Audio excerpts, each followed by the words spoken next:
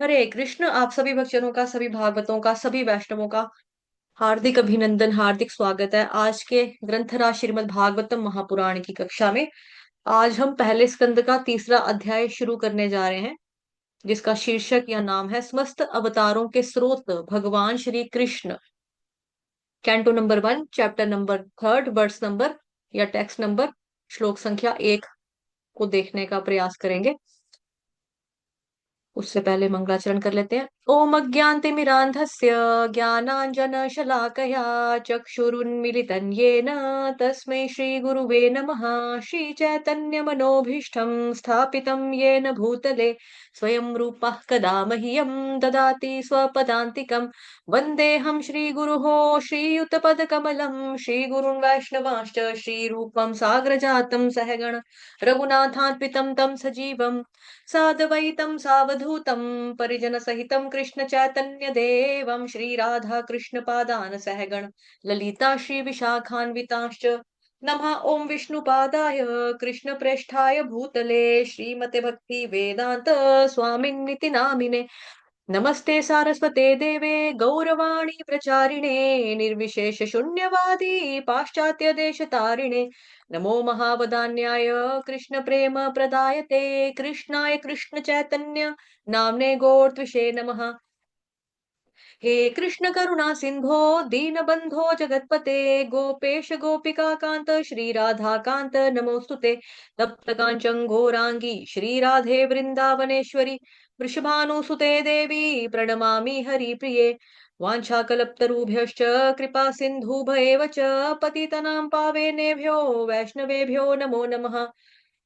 जय श्री कृष्ण चैतन्य प्रभु नित्यानंद श्री अद्वैत गदाधर श्रीवासादि गौर भक्त वृंद।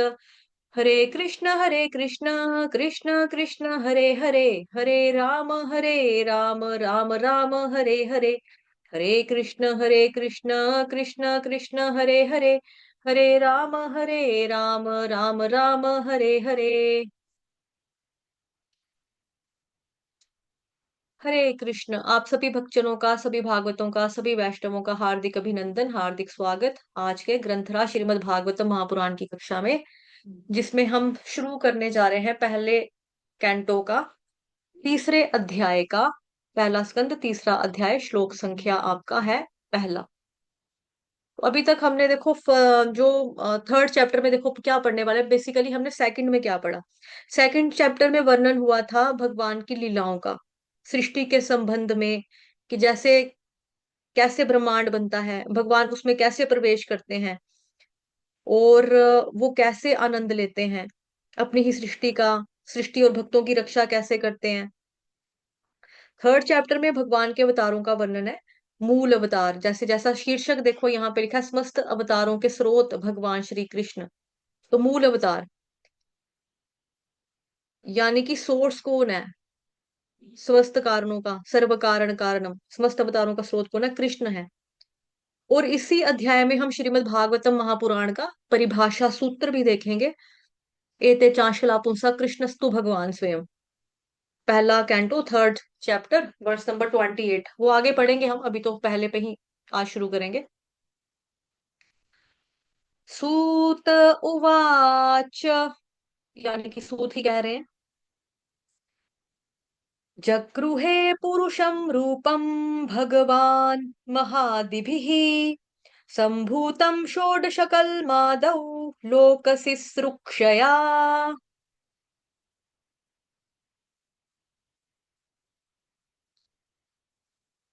तात्पर्य और अनुवाद जगत गुरु शील प्रभुपाद द्वारा, शील प्रभुपाद की जय। सूत जी ने कहा, सृष्टि के प्रारंभ में भगवान ने प्रथम विराट पुरुष अवतार के रूप में अपना विस्तार किया और भौतिक सृजन के लिए सारी सामग्री प्रकट की। इस प्रकार सर्वप्रथम भौतिक क्रिया के 16 तत्व उत्पन्न हुए। यह सब भौतिक ब्रह्मांड को उत्पन्न करने के लिए किया गया। हरे कृष्ण। हरे कृष्ण। आप लोग क्या चाहते हैं कि मैं कैसे करवाऊं, लाइन लाइन से करवाऊं या फिर सीधा पहले पूरा पढ़ दें उसके बाद एक्सप्लेन करें, क्या चाहते हैं? माता जी पहले आप पढ़ दीजिए, जैसे आपको ठीक लगे वैसे कर दीजिए। साथ साथ मतलब कि पहले साथ माता साथ। जी पूरा पढ़ लीजिए, फिर क्या ना, फिर समझाएंगे। अच्छा ठीक है, क्योंकि लेंथी है, फिर पता नहीं चलेगा आप लोगों को कि श्लोक लेंथी है। मैक्सिमम क्या चाहते हैं जो हैंड बात रेस कर, जो लोग चाहते हैं कि साथ साथ में ही बात है, करवा, साथ साथ करवाओ। तो फिर हाँ हाँ, माता जी फिर साथ साथ साथ साथ में ही ही करवा करा लीजिए, दीजिए। साथ साथ। साथ साथ कराओ। चलिए ठीक है, फिर साथ साथ करा देते हैं। ओके। हम्म। सूत जी ने कहा सृष्टि के प्रारंभ में। अब सृष्टि के प्रारंभ में से मतलब क्या, मतलब देखो इसको, यानी कृष्ण जो है वो सृष्टि से पहले ही है। और सृष्टि जो ब्रह्मा जी ने बनाई, जैसा कि हम सुनते आ रहे हैं बचपन से, बट सबसे पहले भगवान श्री कृष्ण आए, फिर बलराम आए, फिर संकर्षण, उनसे कारणोदक विष्णु, उनसे गर्भोदक विष्णु, फिर उनकी नाभि कमल से चार मुख वाले चतुरानन ब्रह्मा जी उत्पन्न होते हैं। तो कृष्ण की सृष्टि में ब्रह्मा जी आए हैं, ब्रह्मा से कृष्ण नहीं आए हैं।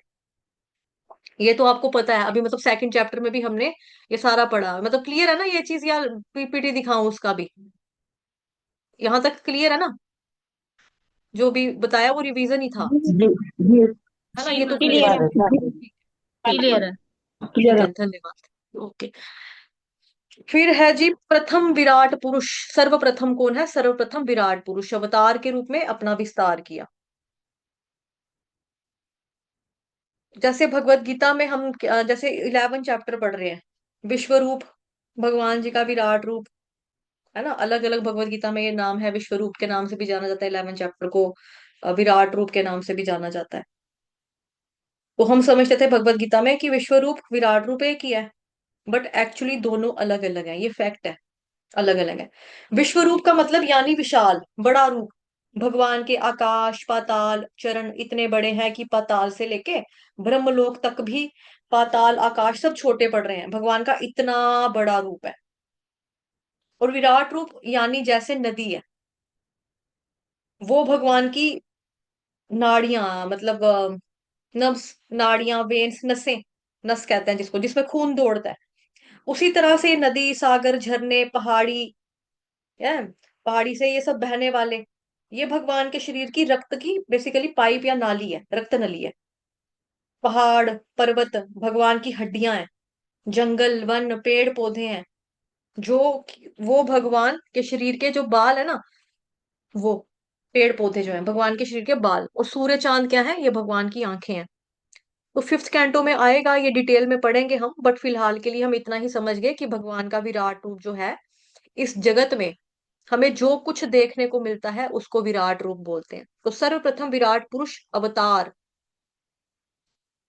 ठीक है, सर्वप्रथम विराट पुरुष अवतार के रूप में अपना विस्तार किया और भौतिक सृजन के लिए सारी सामग्री प्रकट की, सारी सामग्री प्रकट की।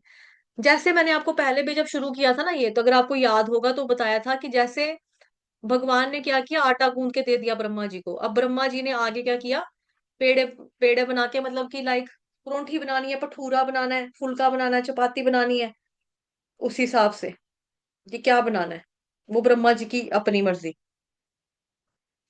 है ना? मतलब कि भगवान ने आटा गूंद के भगवान ब्रह्मा जी को दे दिया, फिर पेड़े फुलके परांठे भटूरे सब ब्रह्मा ने बनाए।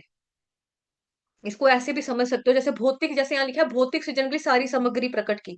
जैसे घर बनाते हैं हम लोग, है ना? घर बनाना है, तो घर बनाने के लिए हमको कुछ चीजों की जरूरत पड़ेगी ना, सीमेंट चाहिए, रेत चाहिए, बजरी चाहिए, पानी, ईंट, ये सब चाहिए, साथ में मिस्त्री भी चाहिए, लेबर चाहिए। तो जो राज मिस्त्री है वो कौन हो गया? ब्रह्मा। ये सब सामान सामग्री किसने प्रोवाइड किया? वो सूत गोस्वामी यहाँ पर बता रहे हैं। इस प्रकार सर्वप्रथम भौतिक क्रिया के 16 तत्व उत्पन्न हुए। इस प्रकार सर्वप्रथम भौतिक क्रिया के 16 तत्व उत्पन्न हुए।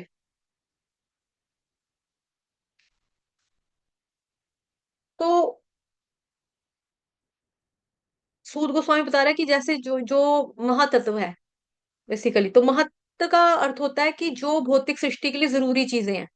जैसे हम यहाँ पर आए अगर, तो हमें हमारा शरीर चलाने के लिए हमको उसी हिसाब की चीजें भी चाहिए ना यहाँ पर, मतलब कि ताकि हम यहाँ पे सरवाइव कर सकें। जैसे मछली जल की रानी है, जीवन उसका पानी है, हाथ लगाओ डर जाएगी, बाहर निकालो मर जाएगी। तो मछली को हम जमीन पे रखेंगे वो मर जाएगी, उसको पानी चाहिए। तो जो भगवान ने जीव बनाया, जो जीवात्मा बनाई है, जिस शरीर में उसका आत्मा डाली गई है, उसको वैसी ही भगवान जी ने चीजें देते हैं, उपलब्ध करवाते हैं उसको वैसी चीजें जिससे वो सरवाइव कर सके। जैसे हम इंसान है, इंसान कहाँ रहेगा? सड़क के ऊपर नाली में थोड़ा रहेगा। इंसान को रहने के लिए क्या चाहिए? घर चाहिए, एक जगह चाहिए। जब जगह चाहिए, घर चाहिए, तो भगवान ने सारी चीजें जो है, ये मतलब जो जरूरी चीजें हैं भौतिक सृष्टि के लिए, जैसे पहाड़, पर्वत, नदी, झरने, पेड़ पौधे, ये सब भगवान के विराट रूप के अंग, एक एक अंग है। तो इस अंग से ब्रह्मा जी ने सामान लिया, सीमेंट लिया, ईंट ली, रेत ली, बजरी ली, पानी लिया, सब भगवान ने दिया। उसके बाद ब्रह्मा जी ने बिल्डिंग बनाई अपनी कारीगरी से। तो वही बात है, आटा गूंद के भगवान ने दिया, फिर चाहे पेड़े बनाए, फुलके बनाए, परूंठियां बनाए, भटूरे बनाए, वो ब्रह्मा ने बनाए। फिर यहाँ लिखा है भौतिक क्रिया से 16 तत्व उत्पन्न हुए। 16 तत्व जो उत्पन्न हुए वो क्या है? वो है जी आपके, यहाँ देखेंगे हम, 16 तत्व। ठीक है। 5 ज्ञान इंद्रियां, 5 कर्म इंद्रियां, 5 इंद्रिय विषय, और फिर आपका मन, आत्मा। तो ये सब यहाँ पर मिलाकर कितने हैं? टोटल 16 है। इससे एक व्यक्ति विशेष का निर्माण होता है। जब तक मनुष्य जीव, यानी जो जीव आत्मा है, जब तक मनुष्य तैयार होता है, तो उनको इन्हीं सब में भगवान ने सृष्टि के आरंभ में निर्माण किया, ईंट, रेत, बजरी, सीमेंट, पानी, ताकि ब्रह्मा को परेशानी ना हो आगे सृजन करने में। हमारा भी शरीर किससे बना? जल, पृथ्वी, वायु, अग्नि, आकाश, पंच महाभूत से बना। तो हमारे को जो बनाने के लिए चाहिए वो दिया हमें भगवान ने पहले ही, है ना, ब्रह्मा जी को दे दिया वो चीजें, ताकि हमारा बना सके, ताकि परेशानी ना हो ब्रह्मा जी को सृजन करने में। तो ये सब भौतिक ब्रह्मांड को उत्पन्न करने के लिए किया। अब यहाँ पे आप लोगों को थोड़ा सा कंफ्यूजन हो रहा होगा कि जैसे यहाँ पर लिखा है, आ, जो आप पढ़ रहे हैं अभी यहाँ पर लिखा है कि 16 तत्व उत्पन्न हुए। ठीक है। इस भौतिक ब्रह्मांड से क्या हो गया? 16 तत्व उत्पन्न हुए। और जो भी स्क्रीन दिखाया आपको, वहां पर शायद थोड़े से ज्यादा दिख रहे होंगे आपको, क्योंकि 5, ठीक है, 5 महाभूत, 5 5 10, 5 15, 5 20, 20 तो यहाँ पे दिख रहे हैं सामने सामने। और ये पता नहीं ये क्या है, इसके बारे में मैं चर्चा करूंगी, बट अभी आप फिलहाल के लिए आप सोच रहे होंगे पता नहीं ये क्या लिखा है, ये 5, चलो 5 5 10, 5 15, 5 20, एक बता दिया, मन, आत्मा, चलो कितने हो गए? 21 होगी। तो यहाँ पे तो लिखा है स्क्रीन के ऊपर कि भाई 16 तत्व। फिर तो यह सब भौतिक ब्रह्मांड को उत्पन्न करने के लिए किया गया। ये जो है 16 तत्व उत्पन्न किए, ये क्यों किए? भौतिक ब्रह्मांड को उत्पन्न करने के लिए किया गया, भौतिक ब्रह्मांड को उत्पन्न करने के लिए किया गया। तो प्रश्न ये है, कहीं कहीं पर ना 16 तत्व दिए हैं, कहीं पे 24 तत्व लिखे हैं, कहीं 23 तत्व लिखे हैं, कहीं पे 5 तत्व लिखे हैं। तो एक्चुअली अलग अलग स्थानों पर अलग अलग नंबर ऑफ तत्व जो है वो कहे गए हैं, कहीं 5 है, कहीं 7 है, कहीं 16 है, कहीं 23 है, कहीं 24 है, ऐसे ऐसे तत्वों का वर्णन है। तो बेसिकली उद्धव जी ने कृष्ण भगवान जी से ये प्रश्न 11वें स्कंद में किया है कि असल में कितने तत्व हैं भगवान, सही सही बताओ। कोई 24 बताता है, कोई 16 बताता है। तो भगवान कृष्ण बोलते हैं सभी सही है, क्योंकि अलग अलग तरीके से उसको देखा जाता है, तो वो सही माने जाते हैं। तो यहाँ जो 16 तत्व का वर्णन है, ये सर्ग, प्रथम सृष्टि के स्तर का वर्णन है। आपको याद होगा कि जैसे भगवत गीता जब हम शुरू करते हैं, जी माता जी, उसी का उत्तर दिया मैंने, जैसे हम भगवत गीता शुरू करते हैं, तो उसमें भी हम बताते हैं ना कि भगवत गीता का कंटेंट क्या है, भगवत गीता का विषय वस्तु क्या है, 5 उसके विषय वस्तु हैं। ऐसे ही भागवतम महापुराण के भी है, वो आपको याद होगा, मैंने स्टार्टिंग में बताया था आपको।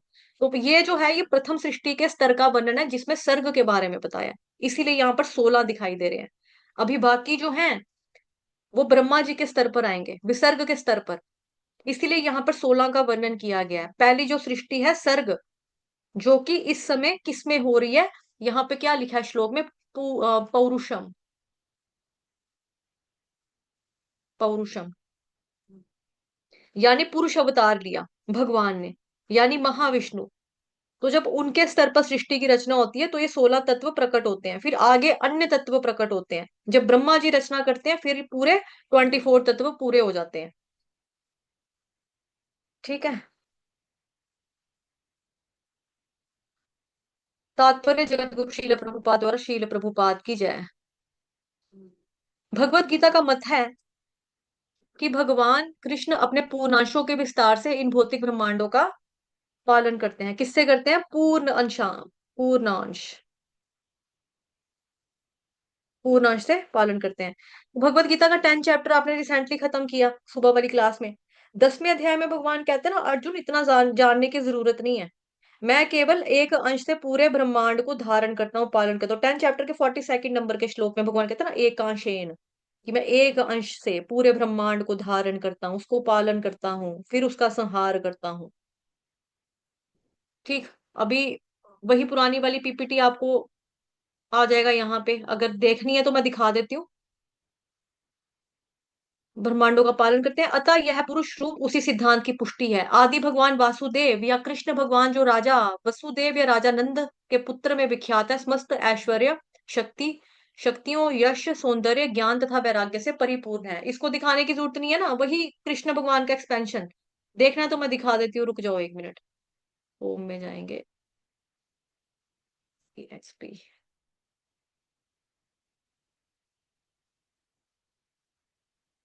एक्सपेंशन, ये आ रहा है, ये सच है।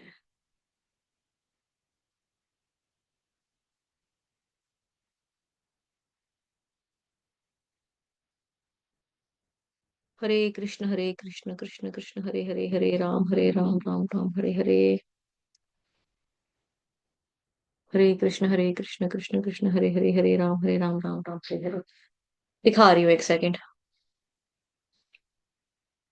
ये देखिए, कहाँ गया, ये रहा, ये लो। ठीक है, जो हमने अभी वहां पे पढ़ा कि नंद जी के पुत्र के रूप में विख्यात है, वो कृष्ण कौन है? सर्व कारण कारणम ईश्वर परम कृष्ण, सच्चिदानंद विग्रह, अनादिरादिर गोविंद, सर्व कारण कारणम। वो नंद बाबा के पुत्र के रूप में विख्यात है, वासुदेव और देवकी के पुत्र में विख्यात है। कृष्ण कौन है? कृष्ण वो है जो ब्रज में आकर गोपियों के पीछे पीछे, माखन के पीछे पीछे भाग रहे हैं, गौ माता के पीछे पीछे भाग रहे हैं। वो अनंत कोटि ब्रह्मांड नायक, जिसके एक अंश से पूरा का पूरा ब्रह्मांड बनता है, पलता है और फिर विनष्ट हो जाता है। वही नंद बाबा के, वसुदेव के पुत्र, पूर्ण भगवान के रूप में जाने जाते हैं, जो कि षड ऐश्वर्य से परिपूर्ण है षड ऐश्वर्य, वही पढ़ा ना हमने। ये वही आगे पीपीटी आपकी, कृष्ण भगवान जी को कैसे जानते हैं लोग? सन ऑफ वासुदेव जी, वसुदेव जी और देवकी जी। ठीक है। या फिर भगवान की 10,000 बिलियन फॉर्म्स, या फिर जानते हैं 16,108 रानियां, भगवान की पत्नियां। फिर बलराम पहला एक्सपेंशन। ठीक है, ये वही वाला चार्ट आ गया आपका जो समझाया था अभी। पुरुष अवतार भी अच्छे से बता दिया है।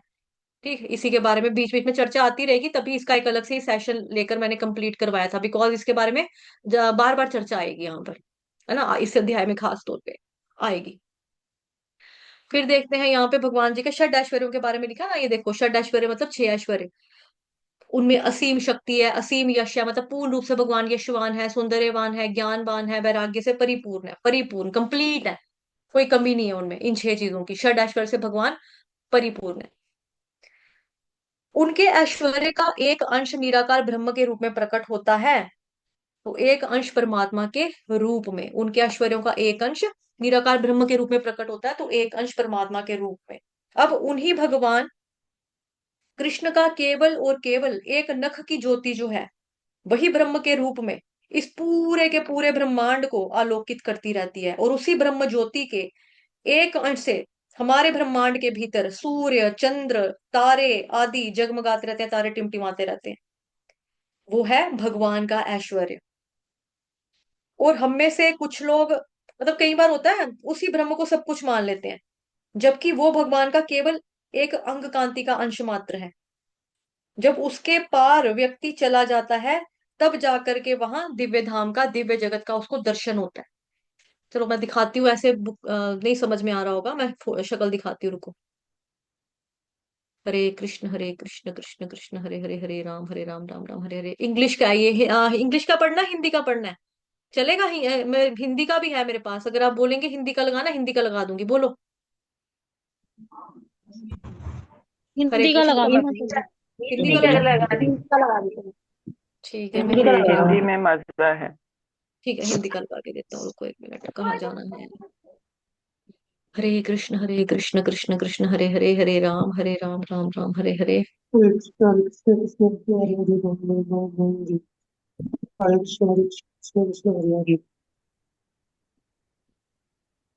हिंदी का भी मैंने ना लगा दिया है, एक्चुअली हिंदी का फोटो रूप में है थोड़ा। तो अगर वो जूम ना हो पाया, ठीक है, ज्यादा, तो फिर मुझे इंग्लिश का ही खोलना पड़ेगा वापस से, ठीक है। हिंदी का मैं बट दे रही हूँ यहाँ पे, ठीक। ये आ गया हिंदी का। स्पीड ठीक है, ज्यादा तेज तो नहीं आ रही, बातें समझ में आ रही है, सर के ऊपर से तो नहीं कुछ जा रहा। आ रही है माता जी, समझ में आ आ रही रही है। है समझ, ठीक है, आ ठीक रही है। है। ओके ओके, ठीक। अब देखिए यहाँ पे जो हमने पढ़ा, अंग ज्योति, कांति, रोशनी, ये सब क्या है। ये देखो, ये जितनी भी रोशनियां दिखाई दे रही है ना, जो यहाँ पे उजियाला, ये चमक, ये दमक, सब तुमसे ही है। वो समझ लो यहाँ पे, ये भगवान की। इसको जूम आउट कहाँ से करें अब। ठीक है, जो भी आपको यहाँ रोशनी उजाला दिखाई दे रहा है, वो भगवान जी की तरफ से ही, उन्हीं की अंग कांति का प्रकाश है। अंश, वो भी अंश मात्र है, पूर्ण नहीं, अंश है, मतलब छोटा सा। अब जब उसके पार व्यक्ति चला जाता है, तब जाकर के वहां दिव्य धाम का, दिव्य जगत का उसको दर्शन होता है। तो ब्रह्म लोक तो बहुत अभी नीचे की बात हो रही है, मतलब कि अगर हम इसको जूम करके देखो यहाँ पे, ये देखो, ये ऊपर ऊपर जाना पड़ेगा, ले लेकर थोड़ा थोड़ा बीच बीच में। ये देखो, ये देखो, ये गर्भोदक, गर्भोदक समुद्र, यहाँ पे गर्भोदक शाही विष्णु लेटे हुए हैं। फिर यहाँ से देखो, ये नाली उठ रही है पेट से, मतलब भगवान जी की कमल नाभि से। ये zigzag zigzag zigzag zigzag zigzag zigzag, यहाँ पे बैठे हैं ब्रह्मा जी। अरे यहाँ पे मतलब कि ना, फोटो है ना, ये फोटो से फट जाता है।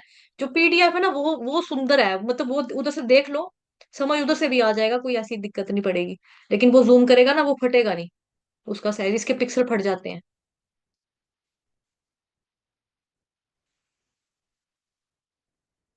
ये देखो कितना क्लियर है यहाँ पे, है ना, साफ सुथरा।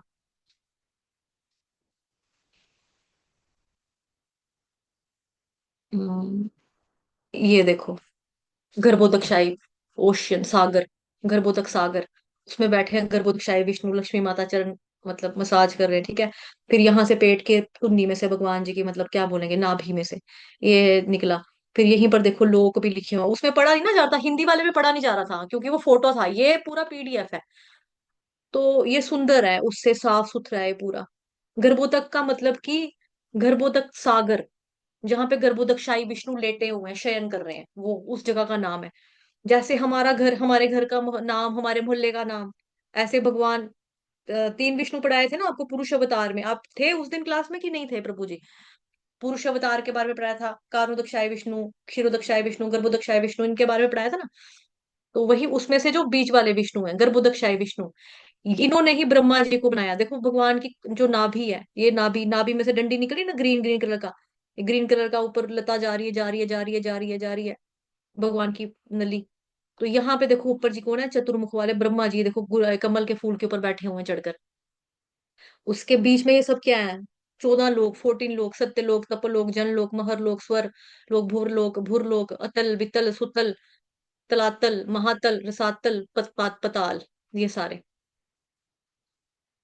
ठीक है। ये आगे, उसके बाद जो है, मतलब ये है आपका, जो बताया कि जो रोशनी है यहाँ पर, अभी जो आपको उजाला नजर आ रहा है ऊपर, रोशनी दिखाई दे रही है अभी।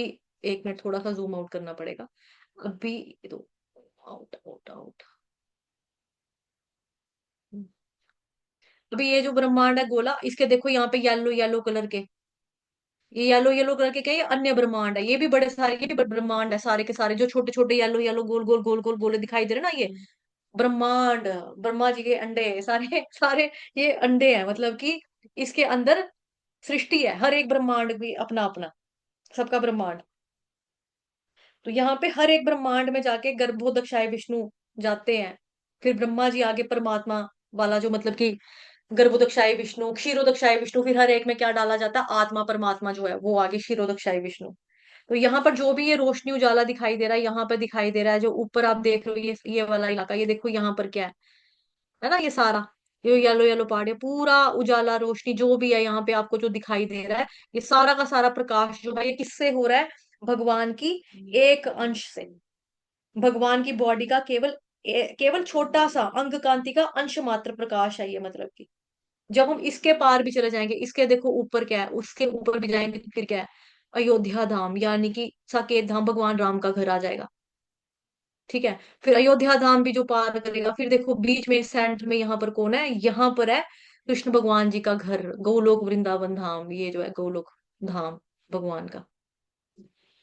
और ये जो फूल है ना, कमल का फूल जो आप देख रहे हो, इस कमल के फूल में बेसिकली इसको बोला जाता है 1000 पंखुड़ियों का फूल है ये, 1000 पेटल्स का कमल का फूल, पंखुड़ियों का। और उस एक एक पंखुड़ी में एक एक लोक यहाँ पे भी है। सोचो। और सेंटर में राधा रानी नित्य लीला कर रहे हैं, सेंटर में एकदम। तो जो बंदा बिल्कुल जैसे कहते हैं कि हम तो अंग ज्योति का वो करेंगे, ब्रह्म के तक जाएंगे, तो ब्रह्मा का घर तो बड़ा नीचे है। देखो ब्रह्मा का घर कहाँ है, ब्रह्मा का घर तो इतना नीचे है, ब्रह्मलोक कितना नीचे था ये देखो। ब्रह्मा का लोग, ये लॉर्ड ब्रह्मा का लोग वो बहुत नीचे आ गया ना फिर। ब्रह्म ज्योति वाले जो है वो क्या करेंगे, यहाँ पे जाएंगे लिशकेंगे, उनको लगता है कि हम मर्ज हो जाएंगे। बट ऐसा होने वाला नहीं है, मर्ज कभी भी नहीं होगा। फिर अयोध्या धाम, अयोध्या से आगे ऊपर फिर और धाम। ठीक है, यहाँ देखो लिखा है द्वारका, यहाँ लिखा है जगन्नाथपुरी, यहाँ लिखा है मथुरा। अभी भगवान तो कहते हैं ना एक है, लेकिन भाव तो उनका डिफरेंट डिफरेंट है ना। जो जिस भाव में भगवान अंत काले च मामेव स्मरण मुक्त्वा कलेवरम, भगवान कहते हैं जो एंड समय पे जो मेरा जिस भाव में ध्यान करेगा, जिस रूप का ध्यान करेगा, उसमें मैं क्या हो जाऊंगा, उसकी जिसमें मृत्यु होगी वो उसी भाव को प्राप्त हो जाएगा। तो यहाँ पे देखो लिखा है भगवान कृष्ण तो वही है, जगन्नाथ भी वही है। तो देखो द्वारका, जगन्नाथ, मथुरा लिखा है यहाँ पे। फिर आगे आगे ऊपर ऊपर जाएंगे तो देखो गुलाब की सॉरी कमल की जो पंखुड़ी है उधर भी नाम लिखे हुए हैं भगवान की। देखो राधा रानी की सहेलियों के नाम लिखे हैं, ललिता, विशाखा, सुचित्रा, ये देखो सबके नाम लिखे हैं, इंदुलेखा, ये सब लिखे हैं नाम। ठीक है, फिर देखो रूप, रति, लावंग। खैर हमारा ये मुद्दा आज नहीं है, ये आगे आकर हम धीरे धीरे पढ़ेंगे, फिलहाल तो स्टार्टिंग पे है। बट सोचो भगवान कितनी मतलब दूर है, और हम भगवान को पाने के लिए क्या कर रहे हैं। भगवान हमसे इतना दूर, इतना ऊपर, इतना ऊपर, इतना ऊपर है। जाना हर कोई चाहेगा गोलोक वृंदावन धाम, लेकिन गोलोक वृंदावन धाम जाने के लिए हम मेहनत कर रहे हैं क्या। हम हरे कृष्ण महामंत्र का जब ईमानदारी से सुबह उठ के ब्रह्म मुहूर्त में कर रहे हैं क्या। वो नहीं होता। जब वो नहीं होगा तो फिर कहाँ से जाएंगे हम। फिर वही बात है ना, दूर की, दिल्ली बड़ी दूर है, दिल्ली बहुत दूर है, फिर वो हो जाएगा हाल। तो दिल्ली तो दूर है, हमें दिल्ली दूर थोड़ा रखनी है। अगर हमें चाहिए कि भगवान के पास जाना है तो हमको कृष्ण का चिंतन करना होगा। देखो भगवान बिल्कुल सेंटर में नित्य लीला कर रहे हैं। अगर हम नीचे होंगे कहीं, हम तो छड़ापियां मारते रहेंगे, छलांगे मार मार के उछल उछल के देखेंगे। लाइक मतलब आप सोच लो कि भौतिक आंखों से आप क्या ही देख सकते हो। यहाँ पर जब हम इधर होते हैं दुनिया में, एक बिल्डिंग है, बिल्डिंग में बड़ी लंबी बिल्डिंग है, बड़ी ऊंची बिल्डिंग है, उसका हम 10 माला 10 मंजिल तक देख लेंगे। उससे ऊपर अगर हम ऊपर गर्दन पूरी मुंडी ऊपर उठाएंगे ना अपनी गर्दन, तो नीचे वाले कुछ जो फ्लोर होते हैं वो हम स्किप कर जाएंगे, वो हमको नजर ही नहीं आएंगे, वो नजर ही नहीं आएंगे। ठीक है, वो नजर ही नहीं आएगा। हाँ मैं ग्रुप में डाल दूंगी पीडीएफ, जिसको देखो ग्रुप में ना जो चैनल है उसमें पीडीएफ नहीं जाता है। आप सभी के पास मेरा मोबाइल नंबर है, मेरे को फोन लगा, मेरे को मैसेज करना, मेरे से मांग लेना गोलोक वृंदावन धाम का चार्ट चाहिए हमको। मैं हिंदी वाला भी भेज दूंगी, इंग्लिश वाला भी भेज दूंगी। ठीक। तो देखो भगवान बिल्कुल सेंटर में, यहाँ पे जो है ये भगवान का मतलब यहाँ पे है। और जो यहाँ पे होगा, मानो कोई इस पंखुड़ी के ऊपर है, कोई इधर है, वो इसको 1000 पंखुड़ियों को पार करके यहाँ पे कितनी छलांगे मार के वो देख लेगा, नहीं देख सकता। तो जैसे मैंने पहले भी आपको बताया था, जो भक्त होते हैं, भक्त की भक्ति जो होती है ना, भक्ति योगी की भक्ति, वो शुरुआत ही यहाँ ब्रह्म ब्रह्म से ऊपर को होती है। लेकिन जो निराकार रहते हैं ब्रह्म तक के रहते हैं, ये ब्रह्म वाले। ठीक है, फिर देवी देवता के लोग भी आएंगे, सब कुछ आएगा ये सब। ठीक। अभी फिलहाल के लिए इतना ही रखते हैं, आई थिंक ये वाला तो क्लियर हो गया है आपको। प्रभु जी मैं इधर से ना नंबर किसी का नोट नहीं कर पाऊंगी, आप लेके पास मेरा नंबर है, मैं यहाँ नंबर छोड़ रही हूँ अपना, मेरे को मैसेज करके अपने आप मांग लेना। ठीक है, क्योंकि यहाँ पर मेरे पास फोन जो है नहीं है अभी, लैपटॉप पे हूं ना मैं बैठी, तो फोन नहीं है, आप मेरे से खुद ही ले लेना। 95, 1 मिनट, 1 मिनट, नंबर कम है इसमें, रुको रुको रुको, रुको नंबर देती हूँ, नंबर अच्छा एक को पर्सनल चला गया, सॉरी। ये लो दे दिया नंबर मैंने। ठीक है, जिसको चाहिए होगा मांग लेना, मैं मना नहीं कर रही, फिर मांग लेना। अभी यहाँ पर देखो क्या है, जल, पृथ्वी, वायु, अग्नि, आकाश, ये पूरा बताया, फाल, सिगो, महातत्व, महातत्व पर ये पूरा लिखा है यहाँ पर भी। इसको मैं हिंदी वाले में ना आपको समझा दूंगी। ठीक है, अभी फिलहाल के लिए जो मैंने बताना था कि कैसे अंग ज्योति प्रकाश जो है, कैसे पूरे ब्रह्मांड में जो चकाचौंध रोशनी उजाला जो नजर आ रहा है, वो भगवान जी की एक अंश मात्र अंग कांति है सिर्फ। जब व्यक्ति उस पार चला जाएगा तब जाके वो दिव्य धाम, ये सेंटर में जो है ये दिव्य धाम है, यहाँ पे सेंटर में देखो कितना सुंदर है। इससे बड़ा ही नहीं हो रहा, आई थिंक मैंने पूरा फुल कर दिया हुआ है। ठीक है, तो फिर उसको दिव्य जगत का दर्शन होता है। फिर हमने देखा था आपका कारोदक्षाई विष्णु, पुरुष अवतार के बारे में देखा था। पुरुष अवतार के बारे में पढ़ा था, पुराना वाला पीटी निकाल देते हैं, नया वाला छोड़ते हैं। ठीक है, पुरुष अवतार के बारे में यहाँ देखा था ना हमने। ये बलराम, फिर नारायण भगवान, फिर निकलो ये देखो महाविष्णु संकर्षण से निकले। ठीक है, ये संकर्षण, महाविष्णु, गर्भोदक्षाय विष्णु, क्षीरोदक्षाय विष्णु, ये तीनों क्या है? ये तीनों पुरुष अवतार है। पुरुष अवतार। कारणोदक्षाय विष्णु कौन है? जो कारण सागर में लेटे रहते हैं। उनके रोम छिद्र, जो स्किन की पोर्स होती हैं, रोम छिद्रों से लाखों करोड़ों ब्रह्मांड उत्पन्न होते हैं, सांस लेने सांस छोड़ने मात्र से। फिर आता है दूसरा गर्भोदक्षाय विष्णु। ये प्रत्येक ब्रह्मांड के गर्भोदक सागर में लेटे हुए हैं, जो अभी भी दिखाया आपको। उनकी ही नाभि से कमल पुष्प पर ब्रह्मा जी का जन्म हुआ। फिर आते हैं क्षीरोदक्षाय विष्णु, जो क्षीर सागर में विश्राम करते हैं और ब्रह्मांड के अणु परमाणु में परमात्मा रूप में स्थित होते हैं। ठीक है, इसका इसके लिए आप रेफरेंस लिख लो, ब्रह्म संहिता 5वें का 48 नंबर का श्लोक। आई थिंक किसी को याद होगा, गीता माता जी आपको याद है ब्रह्म संहिता का 48 नंबर का श्लोक? नहीं तो मुझे उसका भी पीपीटी दिखाना पड़ेगा। है माता जी आपको याद, कंठस्थ है 48 वाला? गीता माता जी, टेलकम वाले, वो बीएसएनएल वाले गीता माता जी।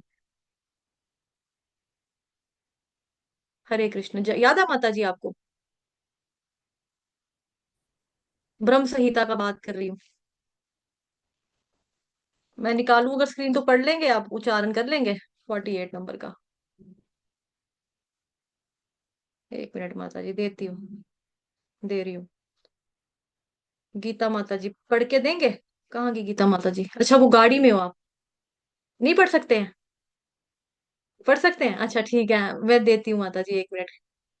ये आ गई स्क्रीन, अभी इंग्लिश में ही निकला है शायद से ना, क्योंकि मेरा पीडीएफ है वो, सॉरी पीडीएफ नहीं, क्या बोलते हैं, प्रेजेंटेशन बनाई है, लेकिन होगा कहीं। पढ़ लूंगी आप दिखाएंगे ये तो। माता जी, ये वाला माता जी। इंग्लिश में है क्या?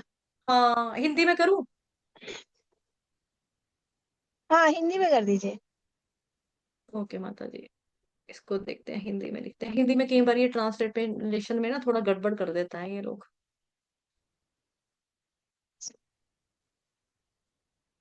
ये माता जी, ये तो मुझे कुछ और ही लग रहा है लेकिन हाँ, रुको ये माता जी। फाइव। नहीं नहीं, ये गलत है माता जी, गलत है, रुको रुको रुको, थोड़ा सा इसमें दिक्कत है माता जी इसमें। एक मिनट रुकिए, इतनी देर में तो मेरा वही निकल जाना था पीडीएफ, सॉरी, वो प्रेजेंटेशन पीपीटी निकल जाती। 5.48, 31, 34, 35, 36, 38, 43, 44, 46, ये वाला माता जी दिखा माता जी, हम्म। ये वाला। है ना? हाँ, ये ना। मैंने स्टडी के लिए यस्यैनिश्व कृतका कालमत्थावलम्ब्य जीवन्ति विलजा जगदण्डनाथा विष्णुर्महानस इह यस्य कला विशेषो गोविन्दमादिपुरुषं तमहं भजामि। जी माता जी। ये ये भावे प्रभु जी, आप इंग्लिश में ट्रांसलेशन पढ़ लो इसका। हरे कृष्ण, भावे प्रभु इंग्लिश में पढ़ो। Geometry translation. Brahma Brahma and other lords of the mundane worlds appearing from the pores of hair of Mahavishnu remain alive as long as the duration of one exhalation of the latter Mahavishnu. I adore the primeval Lord Govinda of whose subjective personality Mahavishnu is the portion. माता जी हिंदी में पढ़ूं क्या? Book में खोली हुई है मैंने अभी। हाँ हाँ, हिंदी से पढ़ लो, ये तो वैसे वही लिखा है पोर्स के बारे में कि कैसे रोम छिद्रों से, पढ़ लो हिंदी में, सबको स्पष्ट हो जाएगा, क्लियर हो जाएगा सबको। महाविष्णु के रोम छिद्रों से प्रकट ब्रह्म एवं भौतिक ब्रह्मांडों के अन्य स्वामीगण उनके महाविष्णु के एक निश्वास जितने काल तक ही जीवित रहते हैं, परंतु जिनकी एक विशिष्ट कला महाविष्णु भी है, उन आदि पुरुष भगवान गोविंद का मैं भजन करता हूँ। ठीक है, आई थिंक अभी ये आपको क्लियर हो गया है सारा। तो भौतिक सृष्टि के 3 पुरुष अवतार ये हमने पढ़ लिए अभी। ठीक है, उन्हीं भगवान श्री कृष्ण का परम पुरुष, क्योंकि प्रेजेंटेशन खोला था तो वहीं से मैंने बता दिया सीधा, अब उसी को रिपीट कर रहे हैं। अब आपको समझ में आ जाएगा कि आप देखा अभी हमने, उन्हीं भगवान श्री कृष्ण का यह पुरुष रूप भगवान का मूल परमात्मा स्वरूप है। भौतिक सृष्टि 3 पुरुष के रूप में होती है, और यह रूप कारोदक्षाय विष्णु कहता है। तीनों में सबसे प्रथम है, सबसे पहले कारोदक्षाय विष्णु आए। अन्य रूप क्या क्या? गर्भोदक्षाय विष्णु, क्षीरोदक्षाय विष्णु, जिनके बारे में हम क्रमशः जानेंगे, मतलब बाद में हम जानेंगे। इन कारोदक्षाय विष्णु के रोम कूपों से असंख्य ब्रह्मांडों की उत्पत्ति होती है, और प्रत्येक ब्रह्मांड में भगवान गर्भोदक्षाय विष्णु के रूप में प्रवेश करते हैं। फिर लिखा है जी, भगवत गीता में भी यही उल्लेख है ना, भगवत गीता में यही उल्लेख है कि भौतिक जगत निश्चित अवधि के लिए उत्पन्न किया जाता है, फिर विनष्ट किया जाता है। देखो भगवान गीता में भी कहते हैं ना आपके 14 चैप्टर के 4th नंबर के श्लोक में, अहम बीज प्रदः पिता, वहां भी कहते हैं। तो भगवत गीता में भी यह उल्लेख है कि भौतिक जगत निश्चित अवधि के लिए उत्पन्न किया जाता है, फिर विनष्ट कर दिया जाता है। यह सृजन तथा संहार बद्ध जीवों या नित्य बद्ध जीवों के कारण भगवान की इच्छा से किया जाता है। नित्य बद्ध जीवों में, ओके, इस वर्ड को हाईलाइट करेंगे। जिनके पास ग्रंथ है, हार्ड कॉपी है, इस वर्ड को हाईलाइट कर लो। ठीक है, नित्य बद्ध जीवों में वैयक्तिक भाव या अहंकार होता है, जो उन्हें इंद्रिय भोग का आदेश देता है। ठीक है, अभी ये जो हमने पढ़ा ऊपर से, पहले इधर चलते हैं ऊपर, फिर इसके बारे में बताती हूँ।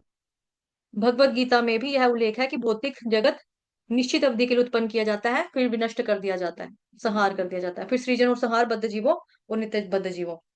तो ये सृष्टि जो है उसको सत्य माना जाता है, हमारा सिद्धांत है ये जो सृष्टि है उसको हमारा सिद्धांत माना जाता है। देखो आप लोगों ने वहां पे भी पढ़ा था ना, भगवत गीता 16वें चैप्टर में, कि ये लोग क्या कहते हैं, जगदाहुरनीश्वरम, की अनीश्वर है जगतहुर।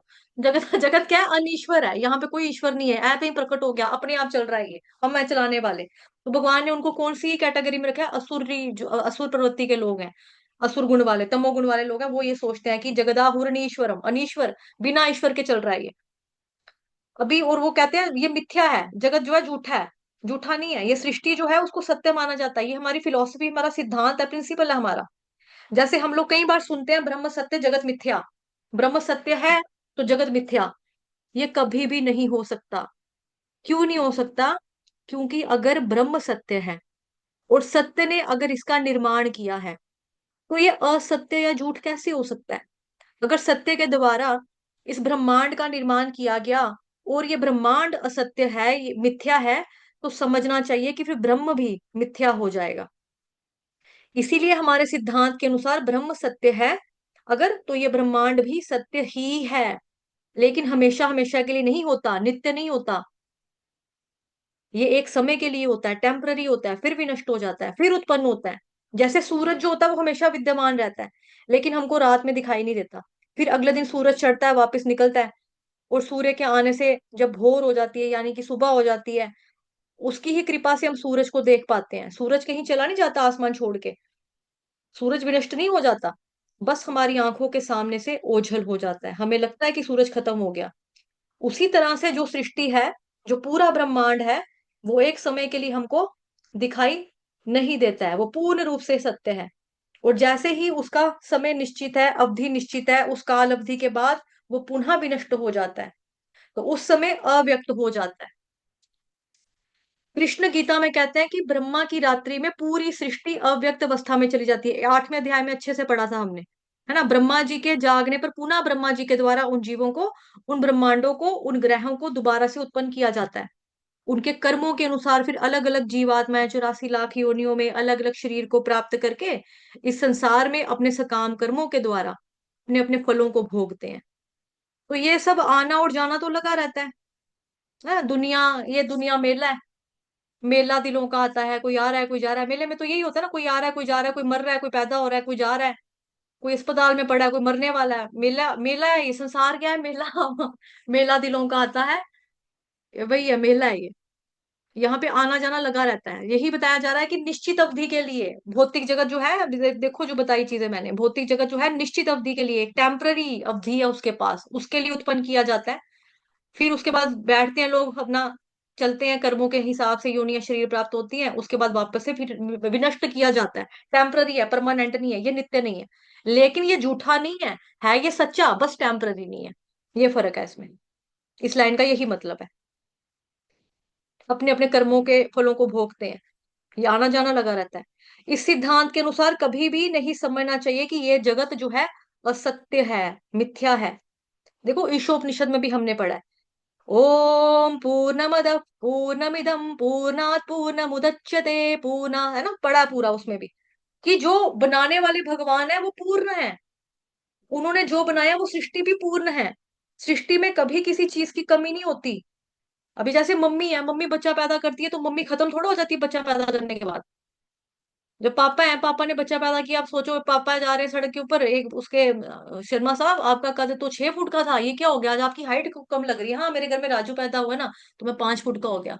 अच्छा अच्छा शर्मा साहब, ठीक है ठीक है। थोड़े दिन के बाद शर्मा साहब फिर मिले, अरे शर्मा साहब आप तो 4 फुट के हो गए हो। हाँ मेरे से मुंडी निकल गई ना, इसलिए मैं थोड़ा और गिट्ठा हो गया हूँ, 1 फुट और कम हो गया मेरा। फिर वो इंसान बोलेगा शर्मा साहब और बच्चे मत पैदा करना, आप तो लुप्त हो जाओगे, आप तो गायब हो जाओगे। क्या ऐसा कभी होता है? जैसे माँ बच्चा पैदा करने के बाद उसको पूरे अंग मिलते हैं, बच्चे को भी पूरे अंग रहते हैं, माँ के भी पूरे अंग रहते हैं। माँ ऐसे नहीं होता ना कि मम्मी ने बच्चा पैदा किया, ओ मेरी आंखें तो मेरे बच्चे ने ले ली, अब तो मैं अंधी हो गई, मेरे पास आंख ही नहीं है, नाक ले ली उसने, मैं सूंघू कहाँ से, सांस कहाँ से लूंगी, नाक तो मेरी बच्चे ने ले ली। ऐसा नहीं होता, माँ पूरी की पूरी ही रहती है बच्चा पैदा करने के बाद।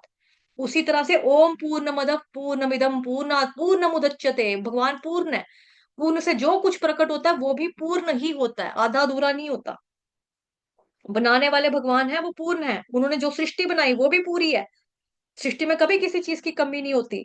ये प्रकृति अपने आप को सिर्फ मेंटेन कर सकती है, वही इसकी पूर्णता है। जो अपने आप को सेल्फ मेंटेन कर सकता है, उसमें कहीं ना कहीं पूर्णता व्याप्त है। अब इसका उदाहरण देखो, लॉकडाउन जब लगा था, कोरोना वायरस है ना, कोविड, उस दौरान क्या हुआ, लॉकडाउन लगा। लॉकडाउन के दौरान प्रकृति ने अपने आप को, मदर नेचर जो थी उसने अपने आप को हील किया, स्वच्छ होगी, वातावरण पूर्ण रूप से स्वच्छ हो गया, साफ हो गया, नदियों का पानी क्रिस्टल क्लियर दिखाई देने लगा।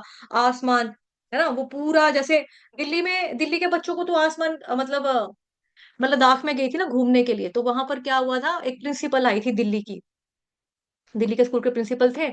उन्होंने आसमान देखा, वो आसमान देख देख के वो आंटी हैरान हुए बार बार। हमने बोला मतलब हम तो जम्मू कश्मीर के हैं, हम तो देखते हैं नीला आसमान। तो वो कहती है बेटा एक्चुअली पता है क्या है, मैं जब बच्चों को, प्रिंसिपल हूँ मैं स्कूल में, जब बच्चों को मैं ड्राइंग बनाने के लिए बोलती हूँ ना, तो बच्चे आसमान का रंग पता है क्या भरते हैं, कोई काला आसमान बनाता है, कोई ब्राउन कलर का आसमान बनाता है। बिकॉज हमारे वहां के बच्चों ने असली आसमान की शक्ल ही नहीं देखी है, इतना ज्यादा पॉल्यूशन हुआ है दिल्ली में, इतना ज्यादा वहां पे प्रदूषण है कि बच्चों को ड्राइंग में आसमान का कलर बनाना नहीं आता बेचारों को, उनको पता नहीं है। तो लॉकडाउन के दौरान जो नेचर थी, प्रकृति थी, उसने अपने आप को हील किया, साफ हो गई थी, नदियों का पानी साफ, आसमान साफ था, क्योंकि प्रकृति को ऐसा पूर्ण बनाया गया है, और पूर्ण भगवान के द्वारा ही बनाया गया है। इसीलिए सृष्टि जो है अपूर्ण नहीं है। अगर आप लोगों ने रील देखी होगी हिजोलनेस भक्ति आचार्य स्वामी जी महाराज की, उनको एक डिवोटी प्रश्न पूछ रहा था, महाराज जी ये ना दुनिया जो है ना, ये दुनिया में भगवान ने दुनिया तो बनाई है बट बड़ी कमी है। भगवान महाराज जी उसको बोलते हैं, मुझे लगता है कमी आपके दिमाग में है, तुम मूर्ख हो। कहाँ कमी है, भगवान ने सब कुछ बनाया है, भगवान ने कहीं पर कोई कमी नहीं छोड़ी है। वही बात देखो यहाँ पर आ रही है। आई होप आप लोगों ने वो रील देखी हो, नहीं देखी होगी तो आई थिंक मैंने तो पिछले साल देखी थी। आपको ढूंढना पड़ेगा महाराज जी के चैनल में, जब आप जाओगे ना हिज होलिनेस भक्ति आचार्य स्वामी महाराज जी के चैनल में, महाराज जी ने उसको सेम ये मतलब ऐसे ही वर्ड्स बोले कि मुझे लगता है तुम मूर्ख हो, जो तुम ऐसा सोच रहे हो कि भगवान ने कमी रखी है इस दुनिया में। भौतिक संसार में कोई कमी नहीं है, इंसान को ही कमी लगती है, इंसान को चीजें पूरी नहीं पड़ती हैं, इंसान को पूरा नहीं पड़ता। तो भगवान ने सृष्टि बनाई, सृष्टि अपूर्ण नहीं है। यहाँ बस आनंद जो है भगवान ने वो नहीं डाला है, ठीक है, यहाँ पर भगवान ने आनंद नहीं डाला है, स्वयं के आनंद को यहाँ केवल अंश मात्र झाड़ दिया। तो आनंद के समुद्र में एक तिनका डुबा के उन्होंने इस ब्रह्मांड के ऊपर ऐसे छिटक दिया, तो वही आनंद जो हमें कभी कभी अनुभव होता है, उसी आनंद की एक बूंद से ही जितने भी जीव हैं इस चराचर में, सब आनंद का अनुभव करते हैं। अगर उतना आनंद नहीं होता, मतलब थोड़ा सा भी नहीं ना होता आनंद अगर यहाँ पे, तो हम यहाँ पर बिल्कुल भी नहीं रह सकते थे। ये जगह हमारी नरक से बदतर हो जाती, नरक से बदतर जगह होती है हमारे लिए। इसलिए थोड़ा सा आनंद देके हम जीवात्माओं को मोहित करके रखा गया है। इसीलिए संसार को, शरीर को कभी भी असत्य हमको नहीं मानना है। ये शरीर सत्य है, जो हमारी बॉडी सच्ची है, लेकिन हमेशा हमेशा के लिए हमको प्राप्त होने वाली नहीं है। कोई सोचे कि मैं सोनू हूं, परमानेंट मैं सोनू ही बन के रहूंगी, मैं अमर हूं, ये शरीर मेरा अमर है, तो वो नहीं होने वाला। जो आया है वो जाएगा, आज नहीं तो कल सबका नंबर आएगा, किसी का नंबर पहले तो किसी का नंबर बाद में आएगा, लेकिन ये बात पक्की है कि नंबर जरूर आएगा। ये शरीर हमको मिला है, शरीर सच्चा है, शरीर सत्य है, लेकिन हमेशा हमेशा के लिए हमको नहीं मिला है।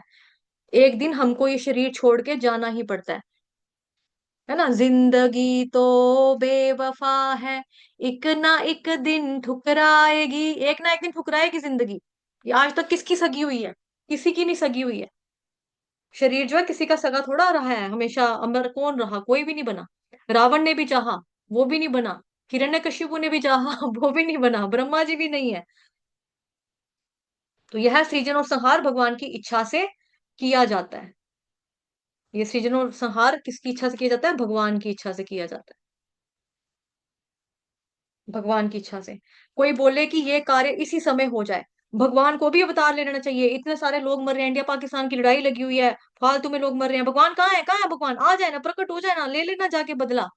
क्यों हमें हमारे फौजियों ने ऑपरेशन सिंदूर किया? भगवान जाकर करे ना खुद। भगवान ने बनाया, भगवान की दुनिया में गलत काम हो रहे हैं, वही आए सॉल्व करने के लिए मसले, हम क्या करें? ऐसा नहीं होता। हमारे कहने से भगवान अभी अवतार ले लें, अभी अवतार नहीं लेंगे। क्यों? क्योंकि भगवान किसी के लिए बाध्य नहीं है। भगवान स्वराट है, पूर्ण रूप से इंडिपेंडेंट है, स्वतंत्र है भगवान।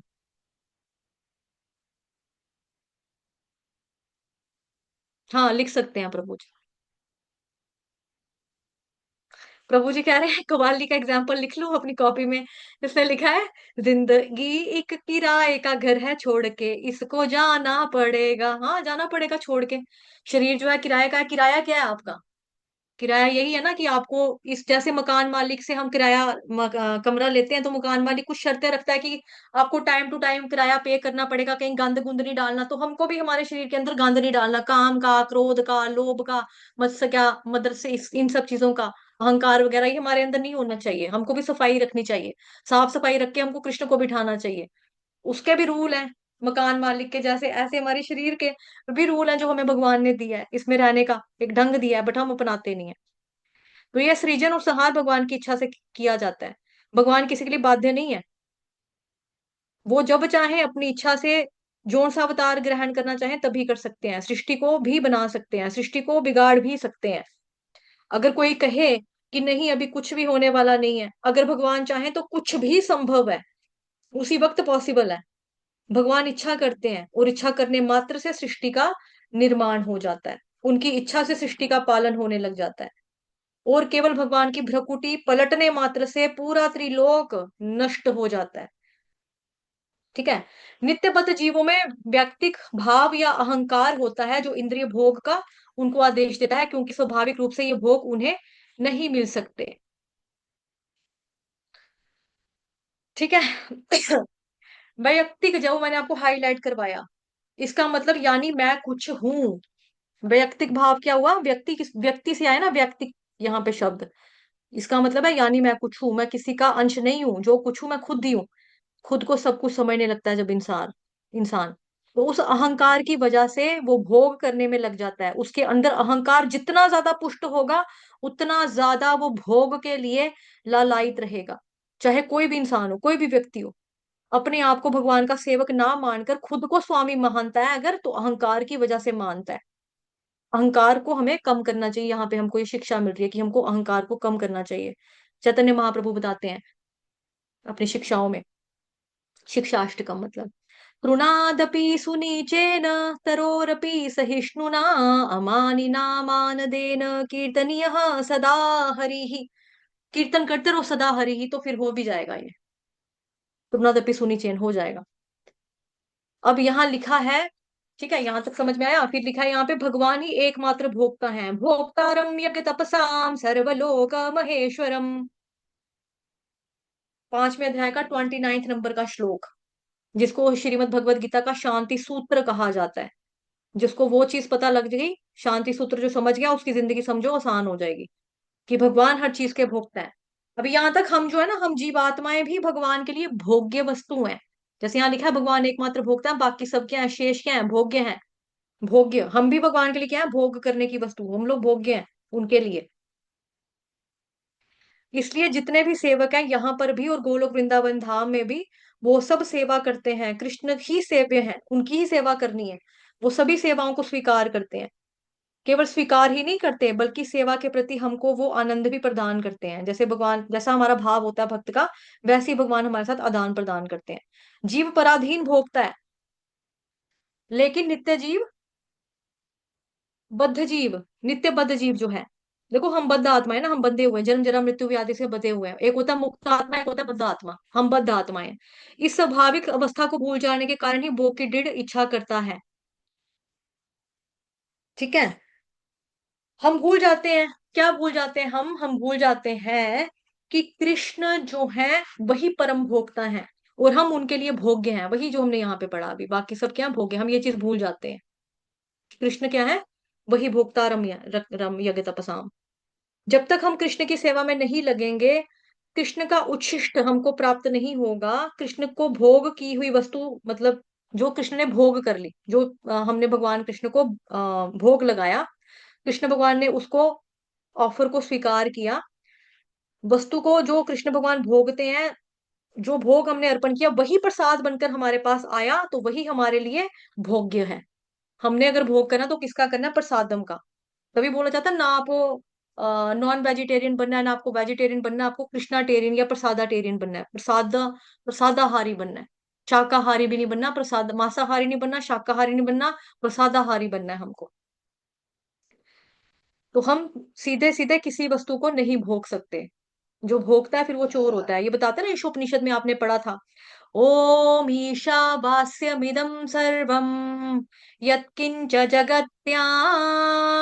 जगत् तेन त्यक्तेन भुञ्जीथा मा गृदः कस्य स्विद्धनम्।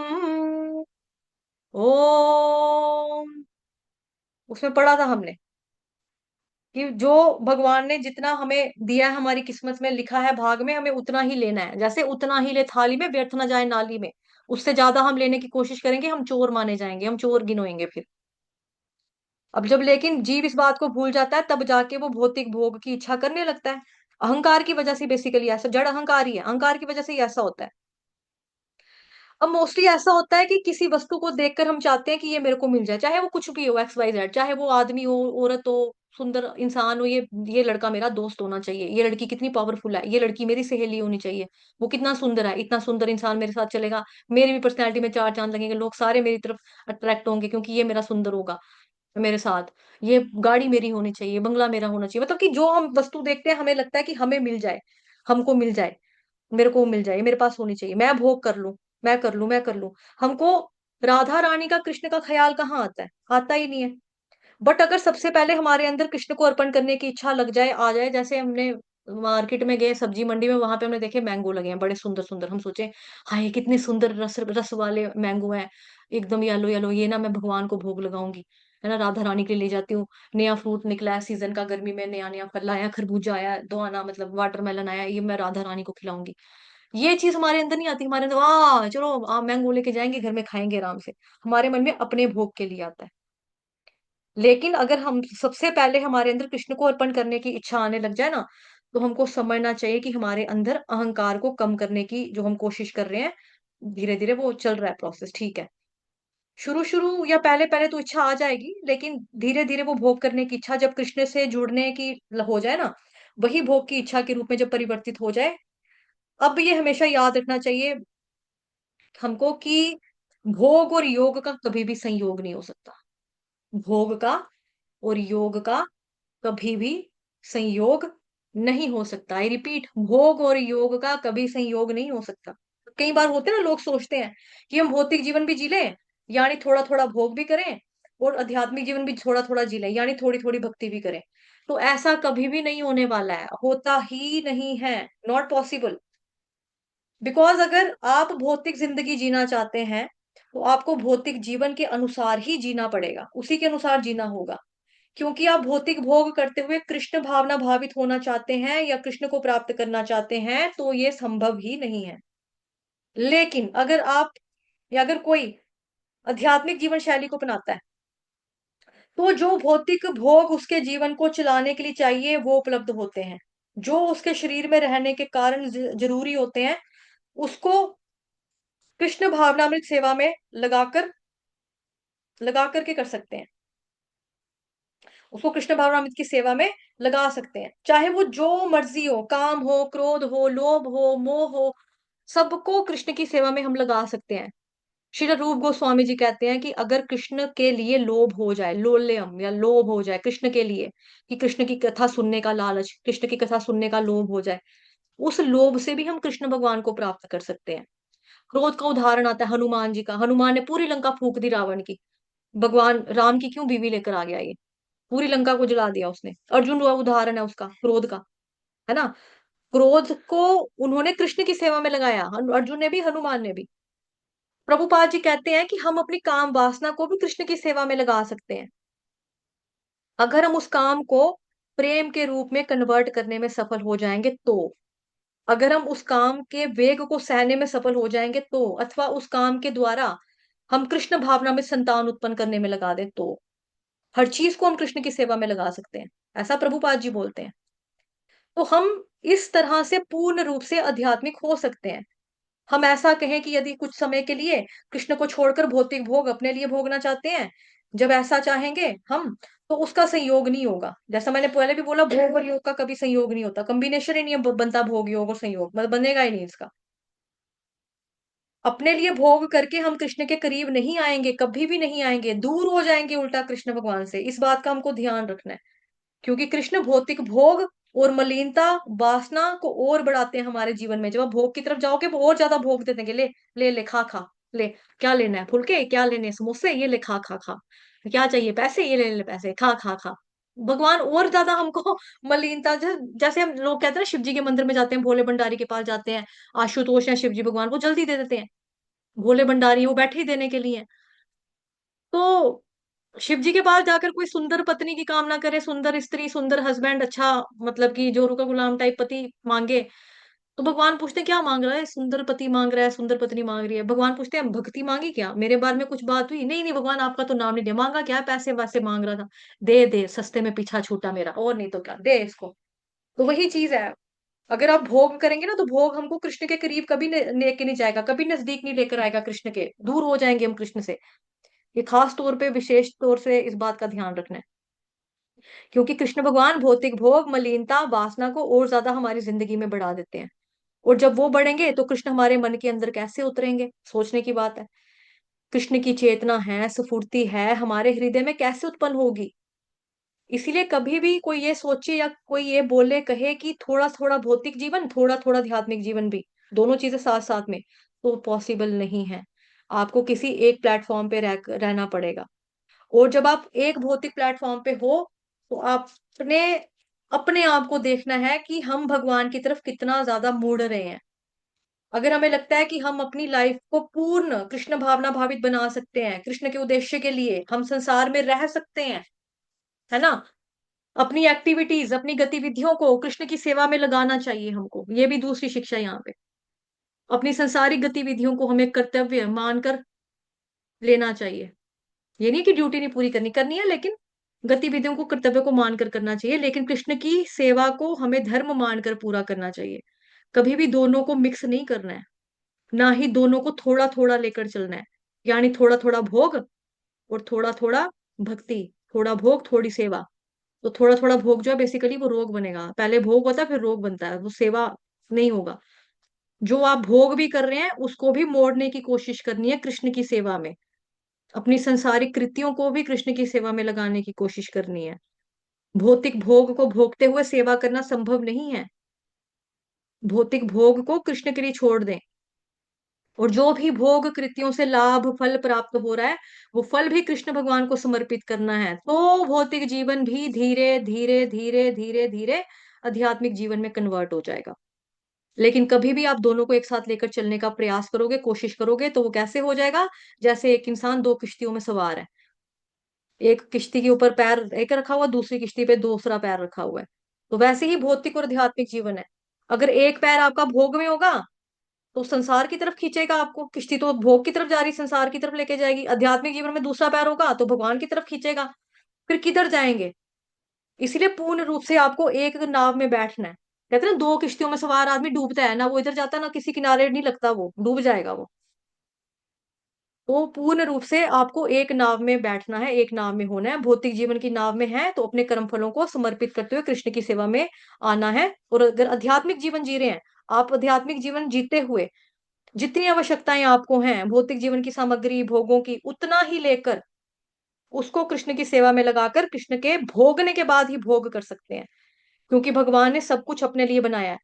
ईशावास्यमिदं सर्वं यत्किंच जगत्यां जगत्तेन त्यक्तेन भुंजीथा मागृदः कस्य स्विद्धनम।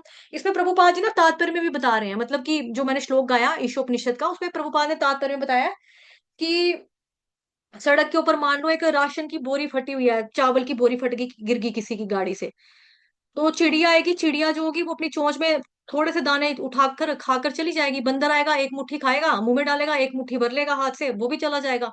इंसान आएगा, वो बोलेगा हेलो, यहाँ पे बोरी पड़ी हुई है फटी हुई, फटाफट ऑटो लेकर आ, स्कूटर लेकर आ, बोरी घर में लेके जानी है। तो वो क्या हो गया? चोरी हो गया। हमको उतना ही लेना है जितना कृष्ण भगवान ने हमारे भाग में सेट किया है। हम भोगने के लिए नहीं बैठे हैं यहाँ पर। भोगने के लिए कौन है? भोक्तारम यज्ञ तपसाम सर्वलोक महेश्वरम सुहृदम सर्वभूतानाम। ये भोक्तारम यज्ञ तपसाम, सभी तपस्याओं का भोग करने वाले एकमात्र भोक्ता कौन है? केवल कृष्ण ही है। ठीक है, चलो आगे पढ़ते हैं। किंतु इसके साथ ही साथ उन्हें अपना वास्तविक स्वरूप समझने का अवसर भी प्रदान किया जाता है। अभी ऐसा नहीं है कि भगवान सिर्फ भोगने भोगने भोगने के लिए सब कुछ दे देते हैं और माया उसको भुला देती है। नहीं, माया उसको याद दिलाने के लिए भी समय समय पर हमारे अंदर वैराग्य उत्पन्न करती रहती है, समय समय पर हमको दुख दर्द तकलीफें भी देती है, जिससे संसार के प्रति हमारी आसक्ति जो है वो वैराग्य में कन्वर्ट हो जाए। है ना? जिंदगी ने जिंदगी भर गम दिए, जितने भी मौसम दिए सब नम दिए। Please share daily and weekend class timings. Prabhu ji, सुबह मॉर्निंग में 6:15 बजे क्लास होती है एक, और भगवत गीता की उसमें 11 चैप्टर पढ़ रहे हैं। ये श्रीमद् भागवतम का नया ही बैच चल रहा है अभी। इसमें हम डेली एक श्लोक पढ़ते हैं, एक श्लोक सुबह भगवत गीता का पढ़ते हैं, एक श्लोक शाम को भागवतम का पढ़ते हैं। अभी पहला कैंटो पे ही है हम लोग। 4:15 बजे ये क्लास लगती है, और दूसरी क्लास जो है वो 6:15 बजे लगती है। उससे पहले मॉर्निंग में 3 बजे चैंटिंग सेशन होता है हरे कृष्ण महामंत्र का। ठीक, तो यही टाइम है। तो क्या बता रही थी? जिंदगी ने जिंदगी पर गम दिए। तो जो ये माया होती है ना, बेसिकली हमको टाइम टू टाइम दुख दर्द तकलीफें देती रहती है, ताकि हमारे अंदर संसार के प्रति जो आसक्ति है वो वैराग्य में तब्दील हो जाए, बदल जाए।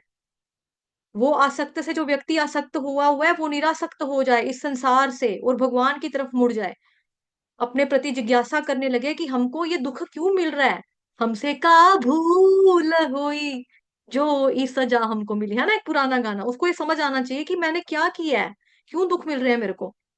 इसीलिए संसार में भगवान ने जन्म जरा मृत्यु व्याधि, है ना, ये जो मेन कारण है दुख के, उसको भगवान ने रखे हैं। और जो छोटे छोटे दुख हैं वो हमको मिलते रहते हैं, कभी धोखा, कभी चोरी, कभी इल्जाम, कभी ब्लेम। है ना? चाहे वो जन्म हो, जन्म के बाद जो कुछ हमको प्राप्त होता है, कभी पेपर में फेल होता है कोई, कभी किसी का बिजनेस ठप हो गया, वो धीरे धीरे थोड़ा थोड़ा हमको मिलता रहता है। जैसे जन्म लेने के बाद बहुत सारे ताप झेलने पड़ते हैं, त्रिताप झेलने पड़ते हैं। त्रिताप, आध्यात्मिक क्लेश, भौतिक क्लेश, आदिदैविक क्लेश, ये सारे क्लेश भोगने पड़ते हैं। तो त्रिताप क्यों है? त्रिताप इसीलिए है क्योंकि हमारी संसार से जो अटैचमेंट है, उस अटैचमेंट की जो परत है यानी लेयर है ना, वो इतनी मोटी ना हो जाए, इतनी मोटी ना हो जाए कि हम संसार को जकड़ लें। लेकिन फिर भी हमारी आसक्ति जो है, ये दुख देने के बावजूद भी हम उसको पकड़ कर रखते हैं। जैसे किसी वस्तु से हमको दुख मिल रहा होता है, फिर भी हम उसी वस्तु को पकड़ के रखते हैं। जैसे कई बार होता है ना गर्लफ्रेंड बॉयफ्रेंड के केस में क्या होता है कि तंग करते हैं एक दूसरे को, लेकिन फिर भी कहते हैं मैं जहर हूं लेकिन मैं ये जहर पीना चाहता हूँ। है ना? बड़े सारे लोग रील बनाते हैं इस डायलॉग पे, मैं जहर हूं, मैं जहर को पीना चाहता हूँ। ये चीज, जैसे फूल पकड़ेंगे गुलाब का, उसके साथ कांटे हैं, लेकिन फूल फिर भी हम छोड़ेंगे नहीं, क्योंकि कांटे तो हमको चुभ रहे हैं, लेकिन हम फूल छोड़ना नहीं चाहते, क्योंकि फूल की सुगंध लेना चाहते हैं। फूल हम चाहे जिस मर्जी पर्पस के लिए ले रहे हो, भगवान को चढ़ाने के लिए ले रहे हो, चाहे अपने सिर में लगाने के लिए ले रहे हो, चाहे अपने फ्रेंड को देने के लिए मतलब फूल तोड़ा हो हमने, लेकिन फूल में कांटा हमें भले ही चुभ रहा हो, लेकिन हम फूल को नहीं छोड़ना चाहेंगे। इसका एग्जाम्पल आप एक और भी ले सकते हो, जैसे मोबाइल होते हैं आजकल। मोबाइल चलाते रहने से क्या होता है, हम लोगों की उंगलियों में दर्द होती है, हाथों में पेन होता है, मोबाइल गर्म होता है, लेकिन हमारा मोबाइल को छोड़ने का दिल नहीं कर रहा होता। हम उसको तभी भी पकड़ के रखते हैं। क्यों? क्योंकि हमको रील देखनी है, वीडियो देखनी है। वही चीज है ना। तो जैसे हमें वस्तु से दुख तो मिल रहा है, लेकिन फिर भी वस्तु को पकड़ के हम रखते हैं, जानबूझ के रखते हैं। वैसे ही संसार है, जैसे फूल के साथ कांटा, ये हमारी मूर्खता है। साधु संत वैष्णव आते हैं, टाइम टू टाइम हमको समझाते हैं उसको छोड़ दो, उसको छोड़ दो, छोड़ दो उसका पीछा। छोड़ने के बाद ही तुम पूर्ण रूप से सुखी हो जाओगे। लेकिन हम कहते हैं कि संसार ने हमको पकड़ रखा है, इसने पकड़ रखा है, बट वास्तव में हमने ही संसार को पकड़ के रखा है। ठीक है। जो जीव इतने भाग्यशाली होते हैं कि भौतिक संसार में अनेका अनेक जन्मों के बाद इस सत्य को ग्रहण करके वासुदेव की चरण कमलों की शरण में जाते हैं, वे नित्य मुक्त जीवों के साथ भगवान के धाम में प्रवेश करने के अधिकारी होते हैं। अनेक जन्मों जन्मों के बाद जो वासुदेव की शरण ग्रहण करते हैं। श्रीमद् भगवद गीता अध्याय 7 चैप्टर नंबर 7 नंबर का चैप्टर 19 नंबर का श्लोक। बहुनाम जन्म नामन्ते ज्ञानवान माम प्रपद्यते वासुदेव सर्वमिति समहात्मा सुदुर्लभः। बहुत बहुत जन्मों तक संसार में भटकते भटकते जब रियलिटी में, रियल में, वास्तव में ज्ञान होता है कि कृष्ण ही सब कुछ है, फिर व्यक्ति उनके शरणागत हो जाता है। लेकिन ऐसा भक्त भी विरला होता है। वे नित्य मुक्त जीवों के साथ भगवान के धाम में प्रवेश करने के अधिकारी होते हैं। कौन? जो भगवान की सेवा में लग जाते हैं, जो भगवान के चरण कमलों को स्वीकार कर लेते हैं, वही भगवत धाम में नित्य भक्तों यानी नित्य मुक्त जीवों के साथ सेवा करने का उनको अवसर प्राप्त होता है। तो हमें ये अवसर खोना नहीं चाहिए, ये इंपॉर्टेंट है।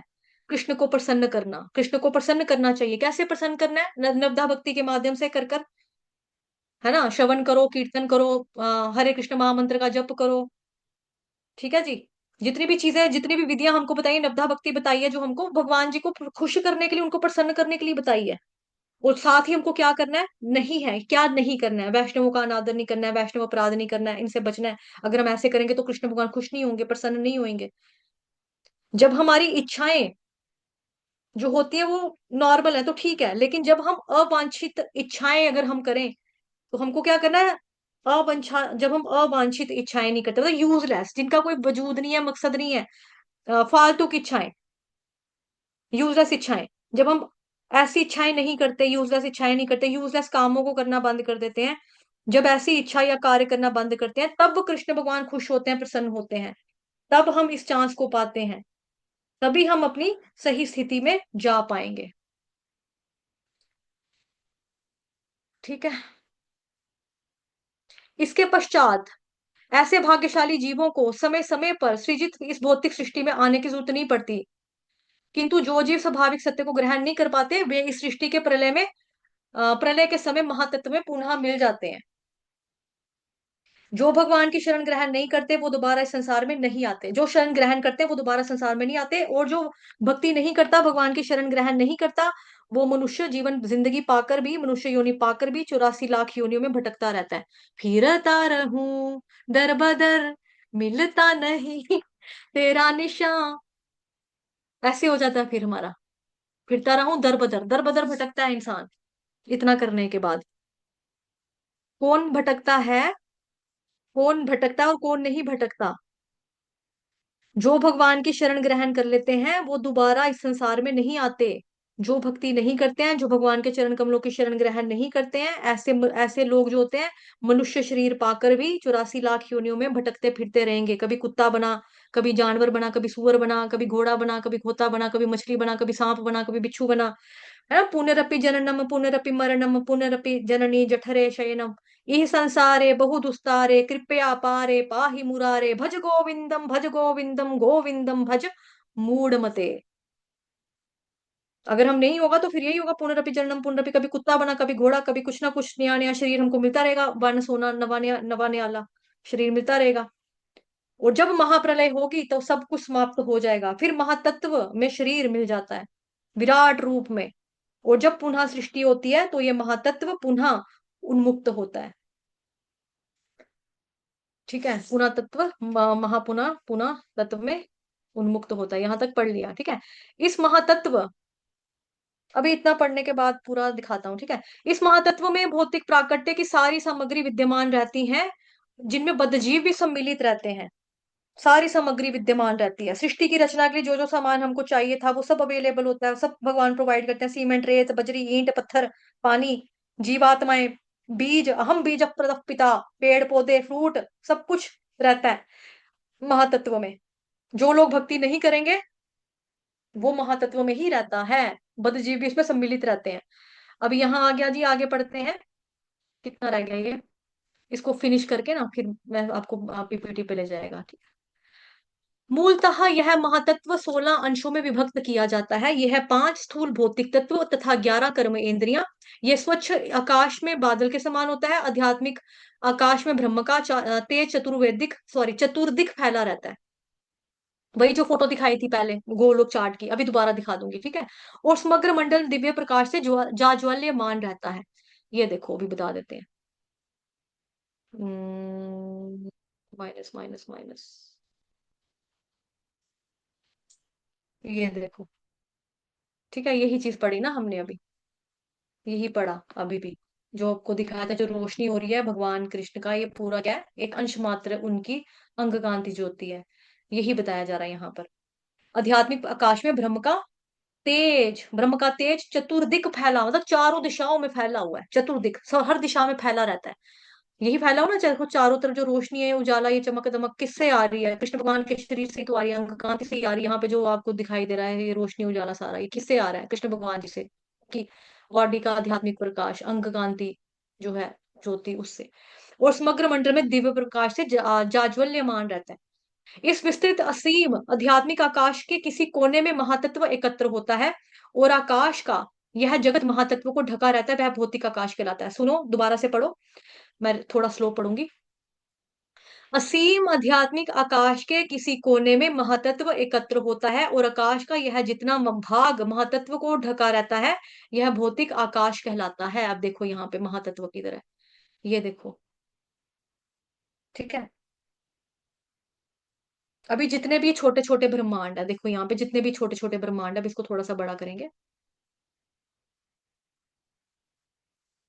ये देखो, ये जितने भी छोटे छोटे ब्रह्मांड है, जैसे मैंने पहले भी बताया था, ये सब मिल जाते हैं। जब ये सारे ब्रह्मांड मिल जाते हैं तो ये सारे स्टोर हो जाते हैं। ये सारे ब्रह्मांड जहां पर मिलते हैं, सारे ब्रह्मांड जहां पे स्टोर होते हैं, ये देखो यहाँ पे बादल है ना, ये भी बादल, उधर भी पड़ा ना बादल, ये भी क्या है, ये भी बादल, क्लाउड्स। इस एरिया को बोलते हैं महातत्व। देखो यहाँ लिखा भी है बड़ा बड़ा, महातत्व इसको बोलते हैं। ठीक है, जितने भी ब्रह्मांड हैं, जब ये सारे छोटे छोटे ब्रह्मांड जब ये मिल जाते हैं, सारे स्टोर हो जाते हैं, इनका गोदाम, इनका स्टोर रहने की जगह कौन सी है, जहां पे समा जाते हैं, उस जगह को, उस एरिया को, उस इलाके को बोला जाता है महातत्व। यही एरिया भौतिक संसार है। महातत्व का जो एरिया ना, ये बादल जो हमको दिखाई दे रहे हैं, काले काले चिट्टे चिट्टे बादल, गोल गोल बादल, रुई के बॉल जैसे बादल, ये बादल जो है, यही भौतिक संसार है, महातत्व इसी को बोलते हैं। ठीक, आध्यात्मिक आकाश के किसी कोने में महातत्व एकत्र होता है, और आकाश का जितना भाग महातत्व से ढका रहता है वही भौतिक आकाश कहलाता है। आ गया समझ में फोटो देखकर? अब क्लियर हुआ? यही चीज यहाँ पे जो लिखी है वही मैंने फोटो में आपको बता दिया। महातत्व का यह भाग संपूर्ण आध्यात्मिक आकाश का नगण्य अंश होता है। इस महातत्व के भीतर असंख्य ब्रह्मांड रहते हैं। यही वाले सारे ब्रह्मांड, असंख्य ब्रह्मांड जो बताए हैं, गोले गोले पीले पीले से ब्रह्मांड, ये जो सारे ब्रह्मांड, ये देखो छोटे छोटे से और भी ब्रह्मांड देखो भगवान दे रहे हैं, और निकल रहे हैं उधर से। ये देखो और निकल रहे हैं, तो रोम छिद्रों से ये निकल रहे हैं, निकल रहे हैं, ये निकल रहे हैं, गोडे से निकला, ये निकला बाएं से, ये निकला बाजुओं से, ये निकले निकले निकले, ये छोटे छोटे गोल गोल गोल गोल गोल, ये बड़े बड़े बड़े बड़े गोले गोले गोले गोले ब्रह्मांड। ये ब्रह्मांड ब्रह्मांड गोल गोल गोल गोल गोल गोल गोल गोल। ठीक है। आध्यात्मिक प्रकाश क्या है? बादल के समान होता है। तो यही चीज जो है हमने देखी कि जो आपका ये देखो, ये ठीक है, ब्रह्म ज्योति का प्रकाश हर जगह फैला हुआ है, हर जगह फैला हुआ है। क्या? ब्रह्म ज्योति का प्रकाश, जो चार्ट में आप देख रहे हो सामने। उसी ब्रह्म ज्योति का प्रकाश भौतिक संसार में भी आता है। और बादल वाला हिस्सा यही महातत्व है, यही भौतिक संसार है। बाकी सारा का सारा क्या है? आध्यात्मिक संसार। तो हमारा जो कि कितना छोटा सा है ये संसार, हमारा भौतिक संसार ये है, ये है, हम यहाँ पर है। अभी हमने कहाँ जाना है? हमने जाना है इधर इधर इधर इधर इधर, सब पार करके टाप टाप के टाप टाप के टाप टाप के हम जाना चाहते हैं यहाँ। है ना? तो ये है महातत्व। केवल ओके, ये पढ़ लिया ना। ये सारे ब्रह्मांड कारणोदकशाई विष्णु या महाविष्णु के द्वारा भौतिक आकाश पर केवल दृष्टिपात करने से उत्पन्न होते हैं। कारणोदकशाई विष्णु, कारणोदकशाई विष्णु तो मेरे ख्याल से यहाँ पे नहीं है। यहाँ पर तो आपके कारणोदकशाई विष्णु का भी, रुको मैं दिखाती हूँ आपको, दूसरी पीपीटी में है मेरे पास। थोड़े दिन पहले पढ़ाया था ना आपको 3 विष्णु, उसमें से आ जाएगा, निकाल के देंगे अभी आपको। रुक जाओ रुक जाओ। हरे कृष्ण कृष्ण कृष्ण हरे हरे। ये लो, ये आ गया आपके कारणोदकशाई विष्णु। ठीक है। ये कारणोदकशाई विष्णु जो है, इनके रोम छिद्रों से क्या होते हैं? असंख्य ब्रह्मांड उत्पन्न हो रहे हैं। देखो ये भगवान विष्णु से इतने सारे ब्रह्मांड उत्पन्न हो गए। ये सारी सृष्टियां, ब्रह्मांड अलग अलग रंगों में, रंग बिरंगी जो है ये। ठीक है। हम्म। फिर उसके बाद ये वाले कौन से हैं? गर्भोदकशाई विष्णु, जो आपने फोटो में देखा था वहां पे। ठीक है। अभी गर्भोदकशाई विष्णु की पहचान क्या है? ये कमल नाभि देखो भगवान जी की, यहाँ से निकले ब्रह्मा जी प्रकट हुए। ठीक। फिर ब्रह्मा जी ने आगे बाकियों को प्रकट किया। फिर बाकियों को प्रकट करके क्या हो रहा है यहाँ पर देखो। ये देखो महाविष्णु, ये गर्भोदकशाय विष्णु, फिर क्षीरोदकशाय विष्णु जो परमात्मा रूप में सब में वास करते हैं। कुत्ते में भी हैं, चीते में भी हैं, इंसान में भी हैं, आदमी में, औरत में। वो जो तुझ में समाया, वो जो मुझ में समाया, हर एक में। जैसे कहते हैं ना आत्मा और परमात्मा तो सब में है ना, तो कण कण में भी वास करने वाले जो है वो कौन है? क्षीरोदकशाई विष्णु है। कण कण में वास करने वाले कारणोदकशाई विष्णु एक हो गए। ठीक है। दूसरे हो गए गर्भोदकशाई विष्णु, तीसरे हो गए आपके हमारे क्षीरोदकशाई विष्णु। जो क्षीरोदकशाई विष्णु वो ये, गर्भोदकशाई विष्णु ये, महाविष्णु कामोदकशाई विष्णु ये आ गए आपके। जो कण कण में वास करते हैं। परमात्मा रूप जो है हमेशा खड़ा रहता है चतुर्भुज रूप में, ये बैठते नहीं है। आपने भगवत गीता में भी पढ़ा है इसके बारे में, ये खड़े रहते हैं परमात्मा। ये वाले गर्भोदकशाई विष्णु जो कमल नाभि से ब्रह्मा जी निकले, ये ब्रह्मांडों को उत्पन्न करने वाले। ब्रह्मांड बना दिए, बनाने के बाद क्या बंदा चलाने के लिए चाहिए, चलाने के लिए अंदर कौन घुसा? ये सबको जाके गर्भस्थ कर रहे हैं ब्रह्मांड, गर्भोदकशाई विष्णु। ठीक है। चलिए अगला पढ़ते हैं। अभी बस खत्म हो गया है, छोटा सा ही बचा, क्लास खत्म है बस। जरा सा रहता है। अब इसके बारे में थोड़ा देख लेते हैं जो हमने पढ़ा महातत्व के बारे में। ठीक। ये चार्ट में आप देख रहे हो 5 महाभूत, जल पृथ्वी वायु अग्नि आकाश। ठीक है। आकाश वायु अग्नि जल धरती, इससे हमारी बॉडी बनी है ये। और शब्द स्पर्श रूप रस गंध, ये पंच तंत्र मात्र है। ठीक है। तंत्र मात्र। फिर उसके बाद जो क्रिया शक्ति है वो क्या है? हमारी कान त्वचा आंख जीवा नाक, यानी कि 5 हमारी क्या है? ये नीचे क्या लिखा है? 5 ज्ञान इंद्रियां, 5 कर्म इंद्रियां कौन सी? हाथ पैर मुख गुदा और उपस्थ। ठीक है। जेनिटल्स हो गया आपके, और एनस हो गया, इंग्लिश में बोलेंगे इसको। बाकी तो आपको पता है। फिर ज्ञान शक्ति। अभी ज्ञान शक्ति में क्या है? ये हमारे नियंत्रण करने वाले देवी देवता है। अगर आप लोगों को पता नहीं आप लोगों को पता है कि नहीं, पता ही होगा। बुक आती है कि दुर्गा सप्तशती करके, आप लोगों ने पढ़ी होगी, नवरात्रास में पढ़ते हैं मोस्टली। सनातनी लोग जो होते हैं हिंदू घरों में दुर्गा सप्तशती का पाठ करते हैं। तो उसमें आता है ना, मेरे इस जिस्म की रक्षा ये करे, मेरे अंग की रक्षा ये करे, मेरे नाखून की रक्षा ये करे, माँ भद्रकाली मेरी इसकी रक्षा करे, सर की रक्षा ये करे, माथे की ये करे, गले की ये करे, कानों की ये करे, कंठ की ये करे, गर्दन की ये करे, आंखों की ये करे, नासिका की ये करे। उसमें ऐसे ऐसे करके देवी देवता जो है, अन्य अलग अलग देवी देवता जो आते हैं वो बताए जाते हैं हमें दुर्गा सप्तशती के पाठ में। मुझे स्तोत्र याद नहीं है, वो मैं बुक से देखकर बता दूंगी आपको बाद में। अगर किसी को याद है तो बता सकता है। याद है आप में से किसी को जिस स्तोत्र के बारे में बात कर रही हूँ मैं? उसमें कहाँ पे जिक्र आता है ये दुर्गा सप्तशती का कौन से स्तोत्र में आता है, ये पूछ रही हूँ मैं। अरे यार,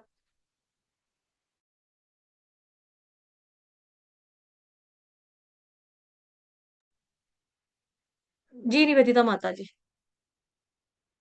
जी माता जी माता जी बताइए। वो देवी कवच, कवच, हाँ कवच हाँ में देवी कवच। हाँ, कवच स्तोत्र है, लेकिन कवच कौन सा है? चंडी वाला है, काली वो किसका है वो? नहीं, कवच। दुर्गा सप्तशती में ही है जो चंडी कवच है, वही है, उसी के अंदर आता है ये। हाँ चंडी कवच में है ना, चंडी कवच में। हाँ चंडी कवच में ये सारा बताते हैं वहां पर जी कि इसकी रक्षा ये करे, उसकी रक्षा वो करे, जी ऐसे करके जी जी। जो हमारे यहाँ पर है, इनके अलग अलग देवता यहाँ पे बताया जा हर रहा एक है पार्ट जो। के, हाँ जी। हाँ माता जी बिल्कुल बिल्कुल। तो यहाँ पर बताया जा रहा है, उन्हीं देवताओं के नाम लिखे हुए हैं यहाँ पर। ठीक है, जैसे यहाँ पर लिखा है कान, तो कान का देवता कौन है? दिक् देवता। त्वचा का देवता कौन है? स्मरणीय समीरणाय देवता। आंख का अकार्य, जीवा का वरुणाय, नाक का अश्वनी कुमार, उसी तरह से हाथ का इंद्राय, पांव का उपेंद्राय, मुंह का विष्णु, गुदा का यम्बे, उपस्थ का प्रजापताय ब्रह्मदेवाय। जैसे किसी को सिर में दर्द होती है, किसी का सूर्य भी को, तो उसको कहते हैं सूर्य देवता को जल दिया करो। किसी का राहु केतु शनि खराब होता है तो उसको उसकी पूजा वगैरह बताई जाती है। तो ऐसे ही यहाँ पे जो हमारी ये जो क्रिया शक्ति है, उसका अलग अलग देवता यहाँ पे बताया गया, नियंत्रण करने वाले देवता हैं ये लोग। ठीक है, नियंत्रण करने वाले देवता। तो ये चीज है।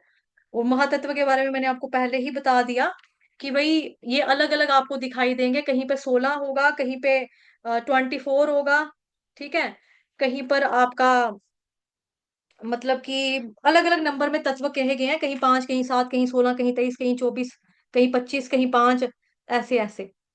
तो उद्धव ने कृष्ण भगवान से पूछा था 11th कैंटो में कि कितने टोटल हैं तत्व, कोई कुछ बताता है, कोई कुछ बताता है, आप मेरे को सही सही बता दो। तो भगवान ने कहा सारे के सारे सही हैं, बिकॉज क्योंकि अलग अलग तरीकों से उसको देखा जाता है, तो वो सही माने जाते हैं। तो ये जो 16 तत्व हमने मतलब पढ़ा जो आज की उसमें, तो आगे जाके और भी आ जाएंगे ये जो तत्व हमने पढ़े, ये सर्ग बेसिकली प्रथम सृष्टि के स्तर का वर्णन है, इसीलिए 16 है। बाकी जो है वो ब्रह्मा जी के स्तर पर आएंगे, विसर्ग के स्तर पर, इसीलिए यहाँ पर 16 का वर्णन किया है। पहली जो सृष्टि है सर्ग, जो कि इस समय किसमें हो रही है? पुरुषम, यानी पुरुष अवतार लिया भगवान ने, उसी के लिए एंड में हमने पढ़ा ना, वापस एंड में आया यहाँ पर। क्या बोलेंगे आपका, किधर की स्क्रीन? गोलोक चार्ट के साथ वाला था यहाँ पर। ये देखो, कारुदक्षाय विष्णु महाविष्णु, ये पुरुष अवतार। तो यही तो पढ़ा हमने ऊपर, पौरुषम शब्द था ना श्लोक में। ये देखो, जगृहे पौरुषम रूपम। ये देखो, सूत ने कहा, चलो इसका अनुवाद ही पढ़ लेते हैं। सूत ने कहा सृष्टि के प्रारंभ में भगवान ने सर्वप्रथम विराट पुरुष अवतार के रूप में अपना विस्तार किया, भौतिक सृजन के लिए सारी सामग्री प्रकट की। इस प्रकार सर्वप्रथम भौतिक क्रिया के 16 तत्व उत्पन्न हुए। यह सब भौतिक ब्रह्मांड उत्पन्न करने के लिए कहा किया गया। ठीक है, चलिए, आई होप आप लोगों को आज का ये क्लियर हो गया। बड़ी देर हो गया, मेरे से बैठा भी नहीं जा रहा, बहुत टाइम हो गया, खत्म हुआ वैसे। वाञ्छा कल्पतरुभ्यश्च कृपा सिन्धुभ्येव च पतितानां पावनेभ्यो वैष्णवेभ्यो नमो नमः। अनंत कोटि वैष्णव वृंद की जय, जगत गुरु शील प्रभुपाद की जय, श्री कृष्ण चंद्र भगवान की जय, ग्रंथरा श्रीमद भागवतम महापुराण की जय, श्रीमद भगवद गीता यथारूप की जय, आज के आनंद की जय, आप सभी भक्तों की जय। कल सुबह मिलेंगे। ठीक है, सबके पास आई होप चैनल का लिंक है। कोई ऐसा जिसके पास चैनल का लिंक नहीं है तो मेरे को फटाफट मैसेज डालो, तो मैं आपको लिंक दे देती हूँ। ठीक है, यहाँ पे मैं लिंक डाल देती हूँ, रुक जाओ 1 मिनट, एवरीवन मीटिंग। ये आ गया लिंक यहाँ पे दोनों चैनल्स के। ठीक है, यहाँ पे प्रभु जी लिख रहे हैं नियम पालन कैसे जाने, क्या करना है क्या नहीं करना है। प्रभु जी इस्कॉन में तो नियम हमारे 16 माला और 4 नियम है। 4 नियम में पराई स्त्री पराई पुरुष के साथ संग नहीं करना, शराब वगैरह किसी तरह का नशा नहीं करना, जुआ नहीं खेलना, मांसाहार का सेवन नहीं करना, यही 4 नियम है हमारे। ठीक है, क्या करना है क्या नहीं करना। और बाकी भक्ति को बढ़ाने के लिए वैष्णव अभ्यास से बचना है, वो नहीं करना। भक्तों के संग में रहकर भक्ति करनी है, क्योंकि वो मतलब कि जो प्रमाणिक स्रोत है वहां से आपको श्रवण करना है। बस यही है, और ज्यादा खास नहीं है। ठीक है, चैनल का लिंक डाल दिया मैंने, जिसके पास नहीं है वो यहाँ से उठाए और फॉलो कर ले। और अपने दोस्तों को भी शेयर करना चाहें तो कर सकते हैं, ताकि वो लोग भी श्रीमद् भागवतम महापुराण भगवत गीता की क्लासेस का आनंद ले सकें, भगवान के साथ जुड़े, भगवान की कथा का श्रवण करें, भक्ति में आगे बढ़े। ठीक है, तो हो सकता है कोई आपकी तरफ से कोई नया ही आ जाए, कोई जुड़ जाए, उसकी उसके क्या बोलते हैं, सुकृति आपको मिल जाए। तो आप लोगों से एक और निवेदन है कि आप लोग जिस तरह से कक्षा में आते हैं, कक्षा में अपना प्रेम दिखाते हैं, उस तरह से प्लीज यूट्यूब को भी थोड़ा लाइक शेयर कर दिया करो, उससे भी वीडियो थोड़ा आगे एक नॉन डिवोटी के पास जाके वो भी डिवोटी बन सकता है आपकी कृपा की वजह से। ठीक है, तो जिसको नोट्स बनाने हैं वो वापस से वीडियो देखेंगे, अच्छे से पूरा लिख लेंगे साफ सुथरा। क्योंकि ये बहुत बारीकी से बताई जाती हैं चीजें, तो आगे जाके काम आती हैं, फिर भूल जाती हैं। तो लिख लेना, ठीक है, नोट्स बना लेना अपने। जो जिसको चीज चाहिए होगी, किसी को फोटो चाहिए, गोलोक चार्ट का फोटो मांग लेना हिंदी वाला, किसी को इंग्लिश वाला चाहिए इंग्लिश वाला मांग लेना। मोबाइल नंबर दे दिया मैंने, ठीक है, वापस दे देती हूँ जिसके पास नहीं है, तो मांग लेना मेरे से जो चीज चाहिए जिसको, ठीक है। चलिए ठीक है, हरे कृष्ण।